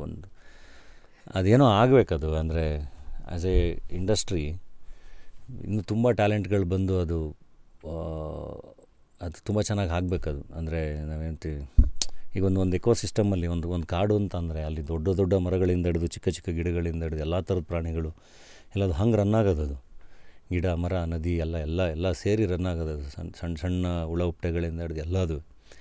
ಸೊ ಒಂದು ಇಂಡಸ್ಟ್ರಿ ಅಂತ ಸಸ್ಟೈನ್ ಆಗಬೇಕಾದ್ರೂ ಹಾಗೇ ಅದು ವಿತ್ ಲಿಮಿಟೆಡ್ ಆಪ್ಷನ್ಸಲ್ಲಿ ಇಟ್ ಕ್ಯಾನ್ ನೆವರ್ ಸಸ್ಟೈನ್. ಅಥವಾ ಬರೀ ಒಂದು 4 ಗಿಡ ಅಥವಾ 4 ಪ್ರಾಣಿಗಳೇ ಇಡೀ ಕಾಡನ್ನು ಡ್ರೈವ್ ಮಾಡೋಕ್ಕಾಗಲ್ಲ. ಹಂಗಾಗಲ್ಲ. ಲಿಮಿಟೆಡ್ ಆಪ್ಷನಲ್ಲಿ ಅದು ಕಾಡು ಅಂತಲೇ ಅನ್ಸ್ಕೊಳ್ಳಲ್ಲ. ಸೊ ಅಷ್ಟು ಒಂದು ಡೈವರ್ಸಿಟಿ ಬೇಕಲ್ಲ. ಎಲ್ಲ ಥರದ ಸಿನಿಮಾಗಳು ಬೇಕು, ಎಲ್ಲ ಥರದ ಕಲಾವಿದರು ಬೇಕು, ಎಲ್ಲ ಥರದ ನಿರ್ದೇಶಕರು ಬೇಕು. ಸೊ ಅದಕ್ಕೆ ಒಂದಿಷ್ಟು ಒಳ್ಳೊಳ್ಳೆ ಪ್ರೊಡಕ್ಷನ್ ಹೌಸಸ್ಗಳು ಎಸ್ಟಾಬ್ಲಿಷ್ ಆಗಿ ನಿಂತ್ಕೋಬೇಕು. ಸೊ ಅದಕ್ಕೆ ಆ ಪ್ರಯತ್ನ ಅಷ್ಟೇ. ಒಂದೇನೋ ಒಂದು ಚೆನ್ನಾಗಿ ವರ್ಕ್ ಆದರೆ ಅದು ಇನ್ನು 4 ಜನಕ್ಕೆ ಇನ್ಸ್ಪೈರ್ ಮಾಡುತ್ತೆ. ಈಗ ಬಡವರ ರಾಸ್ಕಲ್ ನಾವು ಮಾಡಿದ ಮಾರ್ಕೆಟಿಂಗು ಪ್ರಮೋಷನ್ ಎಲ್ಲ ತುಂಬ ಜನ ಅಡಾಪ್ಟ್ ಮಾಡಿಕೊಂಡ್ರು. ಅದು ಇನ್ನು ಏನೋ ಒಂದು ಹೊಸದೇನೋ ಒಂದೇನೋ ಇದಾಗ್ತಿದ್ದಂಗೆ ಅದು ಬೇರೆ ಥರ ಇನ್ನೊಂದಿಷ್ಟು ವರ್ಕ್ ಆಗುತ್ತೆ. ಅದು which will help the whole industry. ಅದು contribution is the greatest philosophy ಅಂತ ಕರಿತೀನಿ ನಾನು. Very nice. ಅಂದರೆ ನೀವು ಬೆಳೆಯೋದು ಒಂದು ಬೇರೆ, ನೀವು ಬೆಳೆದು ಬರೀ ನಿಮ್ಮದನ್ನು ನೋಡ್ಕೊಳ್ಳೋದು, ಅದ್ರ ಜೊತೆಗೆ ಇಡೀ ಒಂದು ಇಕೋಸಿಸ್ಟಮ್ಗೂ ಕಾಂಟ್ರಿಬ್ಯೂಟ್ ಮಾಡೋ ಒಂದು ಇದಿದೆಯಲ್ಲ, ಅದನ್ನು ಅಂದರೆ ನೀವೇ ಹೇಳ್ದಂಗೆ ಯಾವ ಒಬ್ಬ ಮನೆಯಲ್ಲಿ ಇಂಥ ಒಬ್ಬ ಮಗ ನಮಗೆ ಬೇಡಪ್ಪ ಅಂತ ಅನ್ನೋವಾಗ ಮಾಡಿದ್ದು ನಿಮ್ಮ ರಫ್ ಆ್ಯಂಡ್ ಟಫ್ ಕ್ಯಾರೆಕ್ಟರ್ಸ್ಗಳು. ಟು ದ ಸ್ವಿಚ್ ಸೇಯಿಂಗ್ ಇಂಥ ಒಬ್ಬ ಮಗ ಮನೆಗೆ ಬೇಕು. ಎರಡೂ ಸ್ವಿಚ್ಗಳ ಮಧ್ಯ ಆ್ಯಸ್ ಅ ಪ್ರೊಡ್ಯೂಸರ್ ಅದು ಒಂದು ಟ್ರ್ಯಾಕು. ಸೊ ಇದೆಲ್ಲನ ಮನಸ್ಸಲ್ಲಿ ಇಟ್ಕೊಂಡು ಅಫ್ಕೋರ್ಸ್ ಇವತ್ತೆಲ್ಲರೂ ಮಾತಾಡ್ತಾರೆ ಚಿತ್ರರಂಗದ ಸ್ಥಿತಿಗತಿಗಳು. ಬರೀ ಸ್ಟಾರ್ ನಟರುಗಳು ಮಾತ್ರ ಮಾಡಿದ್ರೆ ಅವ್ರ ಸಿನಿಮಾಗೆ ಆಡಿಯನ್ಸ್ ಬರ್ತಾರೆ, ಅದು ಬಿಟ್ಟರೆ ಸಿಂಗಲ್ ಸ್ಕ್ರೀನ್ಸ್ ಮುಚ್ಚೋಗ್ತಾ ಇದೆ, OTTಗಳು ಎಲ್ಲರೂ ಸಿನಿಮಾ ತೊಗೊಳ್ಳಲ್ಲ. ಇದೆಲ್ಲ ಕೂಗುಗಳು, ಅವರವರ ಅಭಿಪ್ರಾಯಗಳ ಮಧ್ಯ ಧನಂಜಯ್ ಅವರು 11 ವರ್ಷ ಇದನ್ನೆಲ್ಲ ಕಾಲಘಟ್ಟಗಳಲ್ಲಿ ನೋಡ್ಕೊಂಡು ಬಂದಿರೋರು. ಇವತ್ತು ಹೇಗಿದೆ ಆ್ಯಕ್ಚುಲಿ ಒಳಗಿನ ವಾತಾವರಣ? ಅಲ್ಲ, ಅಂದರೆ ಡೆಫಿನೆಟ್ಲಿ ತುಂಬ ಕಷ್ಟದ ಫೇಸಲ್ಲಿದ್ದೀವಿ. ಅಂದರೆ ನಿಮಗೆ ಈ ಸ್ಯಾಟಲೈಟ್ ರೀಚ್ ಆಗಲಿ, ಡಿಜಿಟಲ್ ರೀಚ್ ಆಗಲಿ ಯಾವುದೂ ತೊಗೋತಾ ಇಲ್ಲ. ಹೇಳ್ತಿರೋದು ಇನ್ಕ್ಲೂಡಿಂಗ್ ಸ್ಟಾರ್ ಸಿನಿಮಾಗಳದ್ದು ತೊಗೋತಾ ಇಲ್ಲ. ಸೊ ಇದು ಒಂದು ಬೇರೆ ಫೇಸ್. ಇದು ಐ ಥಿಂಕ್ ಇದೂ ದಿಸ್ ಟು ಶಾಲ್ ಪಾಸ್. ಇದು ಪಾಸ್ ಆಗುತ್ತೆ ಅಂತ. ಆ್ಯಂಡ್ ಮೋರ್ ದ್ಯಾನ್ ಕಂಪ್ಲೈನಿಂಗ್ ಕೆಲಸದ ಕಡೆಗೆ ನಾವೆಲ್ಲರೂ ಯೋಚನೆ ಮಾಡಬೇಕಂತ. ಅಂದರೆ ನಿರಂತರವಾಗಿ ಮತ್ತೆ ಎಲ್ಲರೂ ಕೆಲಸ ಮಾಡಬೇಕು, ಕನ್ಸಿಸ್ಟೆಂಟಾಗಿ ಎಲ್ಲರೂ ಒಳ್ಳೆ ಸಿನಿಮಾಗಳನ್ನ ಕೊಡೋಕ್ಕೆ ಶುರು ಮಾಡಬೇಕು. As a production house, as an actor, as a director ಕನ್ಸಿಸ್ಟೆಂಟಾಗಿ ಒಳ್ಳೆ ಸಿನಿಮಾಗಳನ್ನ ಕೊಡೋಕ್ಕೆ ಶುರು ಮಾಡಿದಾಗ ಡೆಫಿನೆಟ್ಲಿ ಅದು ಮತ್ತೆ ಚೇಂಜ್ ಆಗುತ್ತೆ. ಆ್ಯಂಡ್ ಈ ಫೇಸ್ನ ಎಲ್ಲ ಇಂಡಸ್ಟ್ರಿಗಳು ನೋಡಿದ್ದಾವೆ. ಎಲ್ಲ ಇಂಡಸ್ಟ್ರಿಗಳೂ ಆ ಫೇಸ್ಗಳನ್ನ ದಾಟ್ಕೊಂಡು ಮುಂದೆ ಬಂದಿದೆ. ಐ ಥಿಂಕ್ ನಮ್ಮ ಇಂಡಸ್ಟ್ರಿನೂ ಅದೇ ಫೇಸಲ್ಲಿದೆ, ಬರುತ್ತೆ ಮತ್ತೆ ದಾಟ್ಕೊಂಬಂದಕ್ಕೆ. ನನಗೆ ಒಂದು ಹೋಪ್ ಯಾವಾಗಲೂ ಕಾಣೋದು, ಈಗ ಯೂಶ್ವಲಿ ಈಗ ನಾವು ಸ್ಟಾರ್ ಸಿನಿಮಾಗಳ ಬಗ್ಗೆನೇ ಮಾತಾಡ್ತಾ ಇರ್ತೀವಿ, ಅಥವಾ ಈಗ ನಮ್ಮ ಸಿನಿಮಾಗಳ ಬಗ್ಗೆನೇ ಮಾತಾಡ್ತಾ ಇರ್ತೀವಿ. ನನಗೆ ತುಂಬ ಜನ ಸಿನಿಮಾಗಳನ್ನ ತೋರ್ಸೋಕ್ಕೆ ಇತ್ತೀಚೆಗೆ ಕಳಿಸ್ಕೊಡ್ತಾರೆ. ಅಂದರೆ ನಿಮ್ಮ ಡಾಲಿ ಪಿಕ್ಚರ್ಸಿಂದ ಪ್ರೆಸೆಂಟ್ ಮಾಡಿ ಅಂತ. ನಾನು ಎಲ್ಲ ಸಿನಿಮಾಗಳನ್ನೂ ಪ್ರೆಸೆಂಟ್ ಮಾಡೋಕ್ಕಾಗಲ್ಲ. ನನ್ನ ಪ್ರೊಡಕ್ಷನ್ ಸಿನಿಮಾಗಳಿರುತ್ತೆ. ನನಗೆ ತುಂಬ ಇಷ್ಟ ಆಗಿರೋ ಸಿನಿಮಾಗಳನ್ನ ಓಕೆ ಇದನ್ನು ಪ್ರೆಸೆಂಟ್ ಮಾಡಬೇಕು ಅಂತ ಅನಿಸಿದ್ರೆ ಮಾಡ್ತೀನಿ, ಎಲ್ಲದೂ ಮಾಡೋಕ್ಕಾಗಲ್ಲ. ಬಟ್ ಅವರಲ್ಲಿ ನನಗೆ ಒಳ್ಳೆ ಕ್ರಾಫ್ಟ್ ಕಾಣುತ್ತೆ, ಒಳ್ಳೆ ಪೊಟೆನ್ಷಿಯಲ್ ಕಾಣುತ್ತೆ, ಡೆಫಿನೆಟ್ಲಿ ಒಂದು ಭವಿಷ್ಯ ಕಾಣುತ್ತೆ ನನಗೆ. ಆ ಥರ ತುಂಬ ಜನ ಹುಡುಗರು ಇವತ್ತು ಬರ್ತಿದ್ದಾರೆ, ಹೊಸ ನಿರ್ದೇಶಕರುಗಳು, ಹೊಸ ಕಲಾವಿದರು ಎಲ್ಲರೂ. ಆ್ಯಂಡ್ ಅವರೊಂದು ಹೊಸ ಅಪ್ರೋಚಲ್ಲೂ ಬರ್ತಿದ್ದಾರೆ. ಅದು ಪ್ರಮೋಷನ್ ಅಂತ ಬಂದಾಗ, ಕಂಟೆಂಟ್ ಅಂತ ಬಂದಾಗ ಎಲ್ಲ ಥರನೂ. ಸೊ ಆ್ಯಂಡ್ ಟೈಮ್ ಹಿಡಿಯುತ್ತಲ್ಲ, ಅದು ಟೈಮ್ ತೊಗೊಳುತ್ತೆ. ಅವರೆಲ್ಲರೂ ಬೆಳಕಿಗೆ ಬರೋಕ್ಕೂ ಟೈಮ್ ತೊಗೊಳುತ್ತೆ.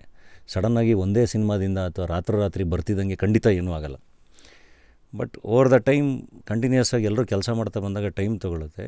More and more talents will arrive. ಅವರೆಲ್ಲ ಬರ್ತಾರೆ ಡೆಫಿನೆಟ್ಲಿ. ಮತ್ತು ಇನ್ನೂ ಚೆನ್ನಾಗಾಗುತ್ತೆ ಇಂಡಸ್ಟ್ರಿ. ಇವತ್ತು ಒಂದು ನೀವು ಬೆಳೆದು ನಿಂತಿರೋ ಮರ ಆಗಿ ಒಂದಷ್ಟು ಚಿಕ್ಕ ಗಿಡಗಳಿಗೆ ನೆರಳು ಕೊಡ್ತಾ ಇದ್ದೀರಾ. ಪ್ರಶ್ನೆ, ಆ್ಯಸ್ ಆನ್ ಆ್ಯಕ್ಟರ್ ನಿಮ್ಮ ಆಯ್ಕೆಗಳು, ಅದಕ್ಕೊಂದಷ್ಟು ಅಂಕಿ ಅಂಶಗಳಿರ್ಬೋದು, ನನ್ನ ಬೇಲಿಗಳಿದು ಒಂದಿರ್ಬೋದು. ಆ್ಯಸ್ ಅ ಪ್ರೊಡ್ಯೂಸರ್ ಅದಕ್ಕೊಂದಷ್ಟು ಇರುತ್ತೆ. So as an actor, how do you look at scripts? As a producer, how do you ensure the scripts grow? ಅಲ್ಲ, ಈ ನೆರಳು ಎಲ್ಲ ಒಂಥರ ಮುಜುಗರ ಪಡುತ್ತೆ. I think I am investing on talents ಅಷ್ಟೇ. ಪ್ರತಿಭೆಗಳ ಮೇಲೆ ನಾನು ಇನ್ವೆಸ್ಟ್ ಮಾಡ್ತಾ ಇದ್ದೀನಿ. As I am a good producer. Actor ಅಂತ ಬಂದಾಗ ಈಗ ನನಗೆ ಒಳ್ಳೊಳ್ಳೆ ಮಾಸ್ ಸ್ಕ್ರಿಪ್ಟ್ಗಳು ಬಂದಾಗ ನನಗೆ ಖುಷಿನೇ. ಏಕೆಂದರೆ ಅದರದ್ದೊಂದು ಎಕ್ಸ್ಪೆಕ್ಟೇಷನ್ಸ್ ಆಟೋಮೆಟಿಕ್ಕಾಗಿ ಕ್ರಿಯೇಟ್ ಆಗುತ್ತೆ. ಅದಕ್ಕೆ ಒಂದು ಒಳ್ಳೆ ಓಪನಿಂಗ್ ಸಿಗುತ್ತೆ. ಅದು ಸಖತ್ತಾಗಿದ್ದರೆ ಅದನ್ನು ಇನ್ನೊಂದು ಲೆವೆಲಿಗೆ ಜನ ತೊಗೊಂಡು ಹೋಗ್ತಾರೆ. ಸೊ ಅದು ಸೆಲೆಬ್ರೇಷನ್ ಮೋಡಿಗೆ ಕರ್ಕೊಂಬರುತ್ತೆ ಅವ್ರನ್ನ. ಸೊ ಆ ಥರ ಸ್ಕ್ರಿಪ್ಟ್ಗಳು ಬಂದಾಗ ಡೆಫಿನೆಟ್ಲಿ ಖುಷಿ. ಅದು ನಮ್ಮ ಉತ್ತರಾಖಂಡ, ಅಣ್ಣ ಫ್ರಮ್ ಮೆಕ್ಸಿಕೋ ಇವೆಲ್ಲ ಅಲ್ಲಿಗೆ ಬಂದ್ಕೊರುತ್ತೆ. ಇನ್ನು ಕೆಲವೊಂದು ಸ್ಕ್ರಿಪ್ಟ್ಗಳಿರುತ್ತೆ, ಅದು ಒಂದು ಮಟ್ಟಿಗೆ ನನಗೆ ಅಂದರೆ ಎಕ್ಸ್ಪೆರಿಮೆಂಟ್ ಅಂತ ಅನಿಸುತ್ತೆ, ಆದರೆ ಅವನ್ನ ಮಾಡಬೇಕು ಅಂತ ಅನಿಸುತ್ತೆ. ಅಂದರೆ ಈಗ ರತ್ನದ ಪ್ರಪಂಚ ಸ್ಕ್ರಿಪ್ಟ್ ತಂದಾಗ ಡಾಲಿ ಇದನ್ನು ನೀವು ಮಾಡ್ತೀರಾ ಇಲ್ವೋ ಗೊತ್ತಿಲ್ಲ, ಬಟ್ ಒಂದು ಸರಿ ನೀವು ಕೇಳಿ ಅಂತ ಕಾರ್ತಿಕ್ ಅವ್ರು ಹೇಳ್ತಾಯಿದ್ರು ನನಗೆ. ಬಟ್ ಕೇಳಿದಾಗ ಎಲ್ಲ ಇದು ನನಗೆ ಮಾಡಬೇಕು ಅಂತ ಅನ್ನಿಸ್ತು. ಅಂದರೆ ಅದನ್ನು ಬ್ರೇಕ್ ಮಾಡಿ ಮಾಡೋದಿದೆಯಲ್ಲ, ಅದು ಒಂದು ಸಣ್ಣ ಮಟ್ಟಿಗೆ ರಿಸ್ಕೇ. ಹೌದು. ಇವಾಗ ಕೋಟಿ ಕಾಮನ್ ಮ್ಯಾನ್ ಸಿನಿಮಾ ಅಂತ ಬಂದಾಗ ನಿಮಗೆ ನಾವು ಏನೇ ಪ್ರಮೋಟ್ ಮಾಡೋಕ್ಕೆ ಹೋದ್ರೂ ಅವರು ಸ್ಕೇಲು ಇನ್ನೊಂದು ಮತ್ತೊಂದು ಎಲ್ಲ ನೋಡ್ತಿರ್ತಾರೆ. ಇದು ಯಾವ ಥರ ಸಿನಿಮಾ, ಇದು ತುಂಬ ಸಿಂಪಲಾಗಿ ಏನೋ ಹೇಳ್ತಿದಾರಲ್ಲ, ಇದರಲ್ಲಿ ನಮಗೆ ಎಂಟರ್ಟೈನ್ಮೆಂಟ್ ಇದೆಯಾ ಇಲ್ವಾ ಅಂತೆಲ್ಲ. ಆ ಕೋಟಿದು ಟೀಸರು ಟ್ರೇಲರ್ ಎಲ್ಲ ಬಂದಾಗ ಅವ್ರಿಗೆ ಗೊತ್ತಾಗುತ್ತೆ, ಓಕೆ ಇಲ್ಲೇನೋ ಬೇರೆ ಮಾಡಿದ್ದಾರೆ ಅಂತ. ಸಿನಿಮಾ ಬಂದಾಗ ಇನ್ನೂ ಗೊತ್ತಾಗುತ್ತೆ, ಇಲ್ಲ ಇದು ಚೆನ್ನಾಗಾಗಿದೆ ಅಂತ. ಬಟ್ ಅಲ್ಲಿವರೆಗೂ ಒಂದು ಟೆನ್ಷನ್ ಇರುತ್ತೆ. ಅಂದರೆ ಈ ಥರ ಅಂದರೆ ಒಂದು ಸಿಂಪಲ್ಲಾಗಿ ಹೊಸ ಥರ ಏನೋ, ಈ ಕೋಟಿ ಪಕ್ಕಾ ಹೊಸ ಕತೆ, ಹೊಸ ಥರದ್ದು ಕ್ರಿಯೇಟಿವ್ ದೃಶ್ಯಗಳು, ತುಂಬ ಚೆನ್ನಾಗಿ ಕನೆಕ್ಟ್ ಆಗುವಂಥ ಕಥೆನೇ. ಬಟ್ ಅದು ಅವ್ರಿಗೆ ಗೊತ್ತಾಗಕ್ಕೆ ಟೈಮ್ ಬೇಕಾಗುತ್ತೆ. ಅವ್ರ ಸಿನಿಮಾಗೆ ಬಂದಮೇಲೆ ಅದು ಅವ್ರಿಗೆ ಗೊತ್ತಾಗೋದು, ಅದಾದಮೇಲೆ ಅದು ಟಕ್ಕಂತ ದೊಡ್ಡದಾಗುತ್ತೆ ಆ ಥರದ ಸಿನಿಮಾಗಳು ವರ್ಕ್ ಆದಾಗ. ಸೊ ಸ್ಕ್ರಿಪ್ಟ್ಗಳು ಚೂಸ್ ಮಾಡ್ಕೋಬೇಕಾದ್ರೆ ಅದೊಂದು ಅಂದರೆ ಒಂಚೂರು ಈಗ ಫಾರ್ ಎಕ್ಸಾಂಪಲ್ ಟಗರು ಪಲ್ಯ ಸಿನಿಮಾ, ಈಗ ನಾನು ನಿರ್ಮಾಪಕ ಆಗಿ ಅದನ್ನು ಪ್ರೊಡ್ಯೂಸ್ ಮಾಡಿದ್ದೀನಿ. ಬಟ್ ಕೇಳಿದಾಗ ಒಂದೊಂದು ಸರಿ ಅಯ್ಯೋ ನಾನು ಮಾಡ್ಬೋದಲ್ವಾ ಅಂತ ಅನಿಸುತ್ತೆ. ಬಟ್ ನಾನು ಮಾಡಿದಾಗ ಅದು ಮೋಸ್ಟ್ಲಿ ಆ ಸ್ಕ್ರಿಪ್ಟಿಗೆ ನಾನೇ ಹೊರೆ ಆಗಿಬಿಡ್ಬೋದು ಅಂತಲೂ ಅನಿಸುತ್ತೆ.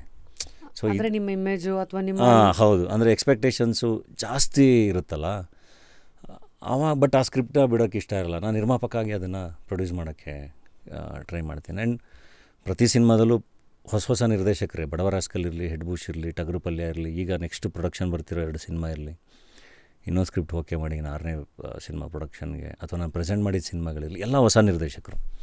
ಸೊ ಈ ನಿರ್ದೇಶಕರು ಅಂತ ಬಂದಾಗ ಧನಂಜಯ್ ಅವರೇ, ಸೀಸನ್ಡ್ ನಿರ್ದೇಶಕರು ಅಂದರೆ ನೀವು ಪಳಗಿರೋ ನಿರ್ದೇಶಕರ ಜೊತೆಗೆ, ಈಗ ಸೂರಿ ಸರ್ ಆಗಿರಲಿ, ಮೆನಿ ಮೂವೀಸ್, ಟಗರು, ಲಾಡ್ ಆಫ್ ಇದು ರಾಟೆ, ಡೈರೆಕ್ಟರ್ ಸ್ಪೆಷಲ್ಲು, ಇನ್ನು ಈ ಕಡೆ ಎಲ್ಲ ಹೊಸ ಡೈರೆಕ್ಟರ್ಸ್ಗಳು.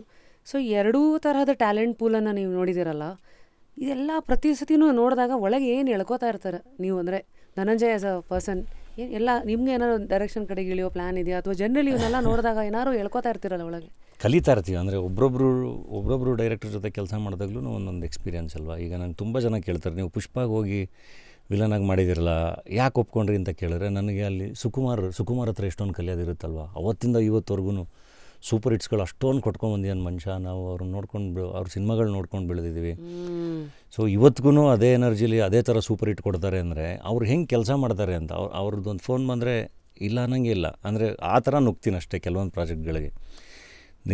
ಅಂದರೆ ರೈಟಿಂಗು ಸಖತ್ತಾಗಿರ್ಬೇಕು ಫಸ್ಟು, ಅದಾದಮೇಲೆ ನಿರ್ದೇಶಕ, ಅದಾದಮೇಲೆ ಅದನ್ನು ಸಪೋರ್ಟ್ ಮಾಡೋ ಅಂಥ ನಿರ್ಮಾಪಕರು ಇರಬೇಕು. ಯಾಕಂದ್ರೆ ನನ್ನ ಬದುಕಲ್ಲಿ ಅದೆಲ್ಲದು ಮಿಸ್ ಹೊಡೆದು ಈಗ ನಿರ್ದೇಶಕ ಚೆನ್ನಾಗಿದ್ದು ನಿರ್ಮಾಪಕ ಸರಿಗಿಲ್ಲ ಅಂದರೆ, ನಿರ್ಮಾಪಕ ಸರಿಗಿದ್ದು ನಿರ್ದೇಶಕ ಸರಿಗಿಲ್ಲ ಅಂದರೆ ಏನು ಮಾಡಿದ್ರೂ ಸಿನಿಮಾ ಏನೂ ಆಗಲ್ಲ. ಆ್ಯಂಡ್ ಎಲ್ಲದಕ್ಕಿಂತ ಹೆಚ್ಚಾಗಿ ಫಸ್ಟು ನೋಡೋದು ನಿರ್ಮಾಪಕ ಆಗಿ, ನಟನಾಗಿ ನಾನು ಎದುರುಗಡೆ ಕೂತಿರೋ ಮನುಷ್ಯನ ಥಾಟ್ ಪ್ರೊಸೆಸ್, ಅವನಿಗೆ ಸಿನಿಮಾ ದೊಡ್ಡದ ಅಥವಾ ಅವನ ಅಹಂಕಾರನೇ ದೊಡ್ಡದ ಅಂತ. ಯೂಶ್ವಲಿ ಏನಾಗುತ್ತೆ, ನಾನು ತುಂಬ ಜನದಲ್ಲಿ ನೋಡ್ತಾ ಇರ್ತೀನಿ, ಅವ್ರುಗಳಿಗೆ ಸೆಟ್ಟಲ್ಲಿ ಕೂತ್ಕೊಂಡು ನಾನು ನಿರ್ದೇಶಕ ಅನ್ನೋದನ್ನು ತೋರಿಸ್ಕೊಳ್ಳೋದ್ರ ಕಡೆ, ಅಥವಾ ನಾನು ಅಲ್ಟಿಮೇಟ್ ದೊಡ್ಡ ಕ್ಯಾಮ್ರಾಮ್ಯಾನ್ ಅಂತ ತೋರಿಸ್ಕೊಳ್ಳೋದ್ರ ಕಡೆ, ಅಥವಾ ನಾನು ಅಲ್ಟಿಮೇಟ್ ಆರ್ಟ್ ಡೈರೆಕ್ಟ್ರು ಅನ್ನೋ ಥರ ತೋರಿಸ್ಕೊಳ್ಳೋ ಕಡೆಗಿದ್ದರೆ ಡೆಫಿನೆಟ್ಲಿ ಸಿನಿಮಾಗಿಂತ ಅವ್ರಿಗೆ ಅವರ ಪರ್ಸ್ನಲ್ ಈಗೋಗಳು ಇದೆಲ್ಲ ದೊಡ್ಡದು ಅಂತ. ನನಗೆ ಆ ಥರದವ್ರ ಜೊತೆ ಭಯ, ನನಗೆ ಆಗಲ್ಲ. ಅದೆಷ್ಟೇ ಚೆನ್ನಾಗಿರಲಿ, ಅವರೆಷ್ಟೇ ಪೊಟೆನ್ಷಿಯಲ್ ಇರಲಿ, ಅವರೆಷ್ಟೇ ದೊಡ್ಡವರಿರಲಿ, ಬೇಡ. ಸಿನಿಮಾ ದೊಡ್ಡದು. ಸಿನಿಮಾಗೋಸ್ಕರ ನಾನು ಆರಾಮಾಗಿ, ಅಂದರೆ ಎಲ್ಲರೂ ಒಟ್ಟಿಗೆ ಕೂಡಿಸ್ಕೊಂಡು ಎಲ್ಲ ಪೊಟೆನ್ಷಿಯಲ್ಗಳನ್ನೂ ಸಖತ್ತಾಗಿ ಬಳಸ್ಕೊಂಡು ಎಲ್ಲರೂ ಜೊತೆಗೆ ಇಟ್ಕೊಂಡು ಒಂದು ಒಳ್ಳೆ ಸಿನಿಮಾ ಕಟ್ಟುವ ಒಳ್ಳೆ ನಿರ್ದೇಶಕ. ಸೊ ರೈಟಿಂಗ್ ಚೆನ್ನಾಗಿರಬೇಕು, ಅವನಲ್ಲಿ ಆ ಗುಣ ಇರಬೇಕು.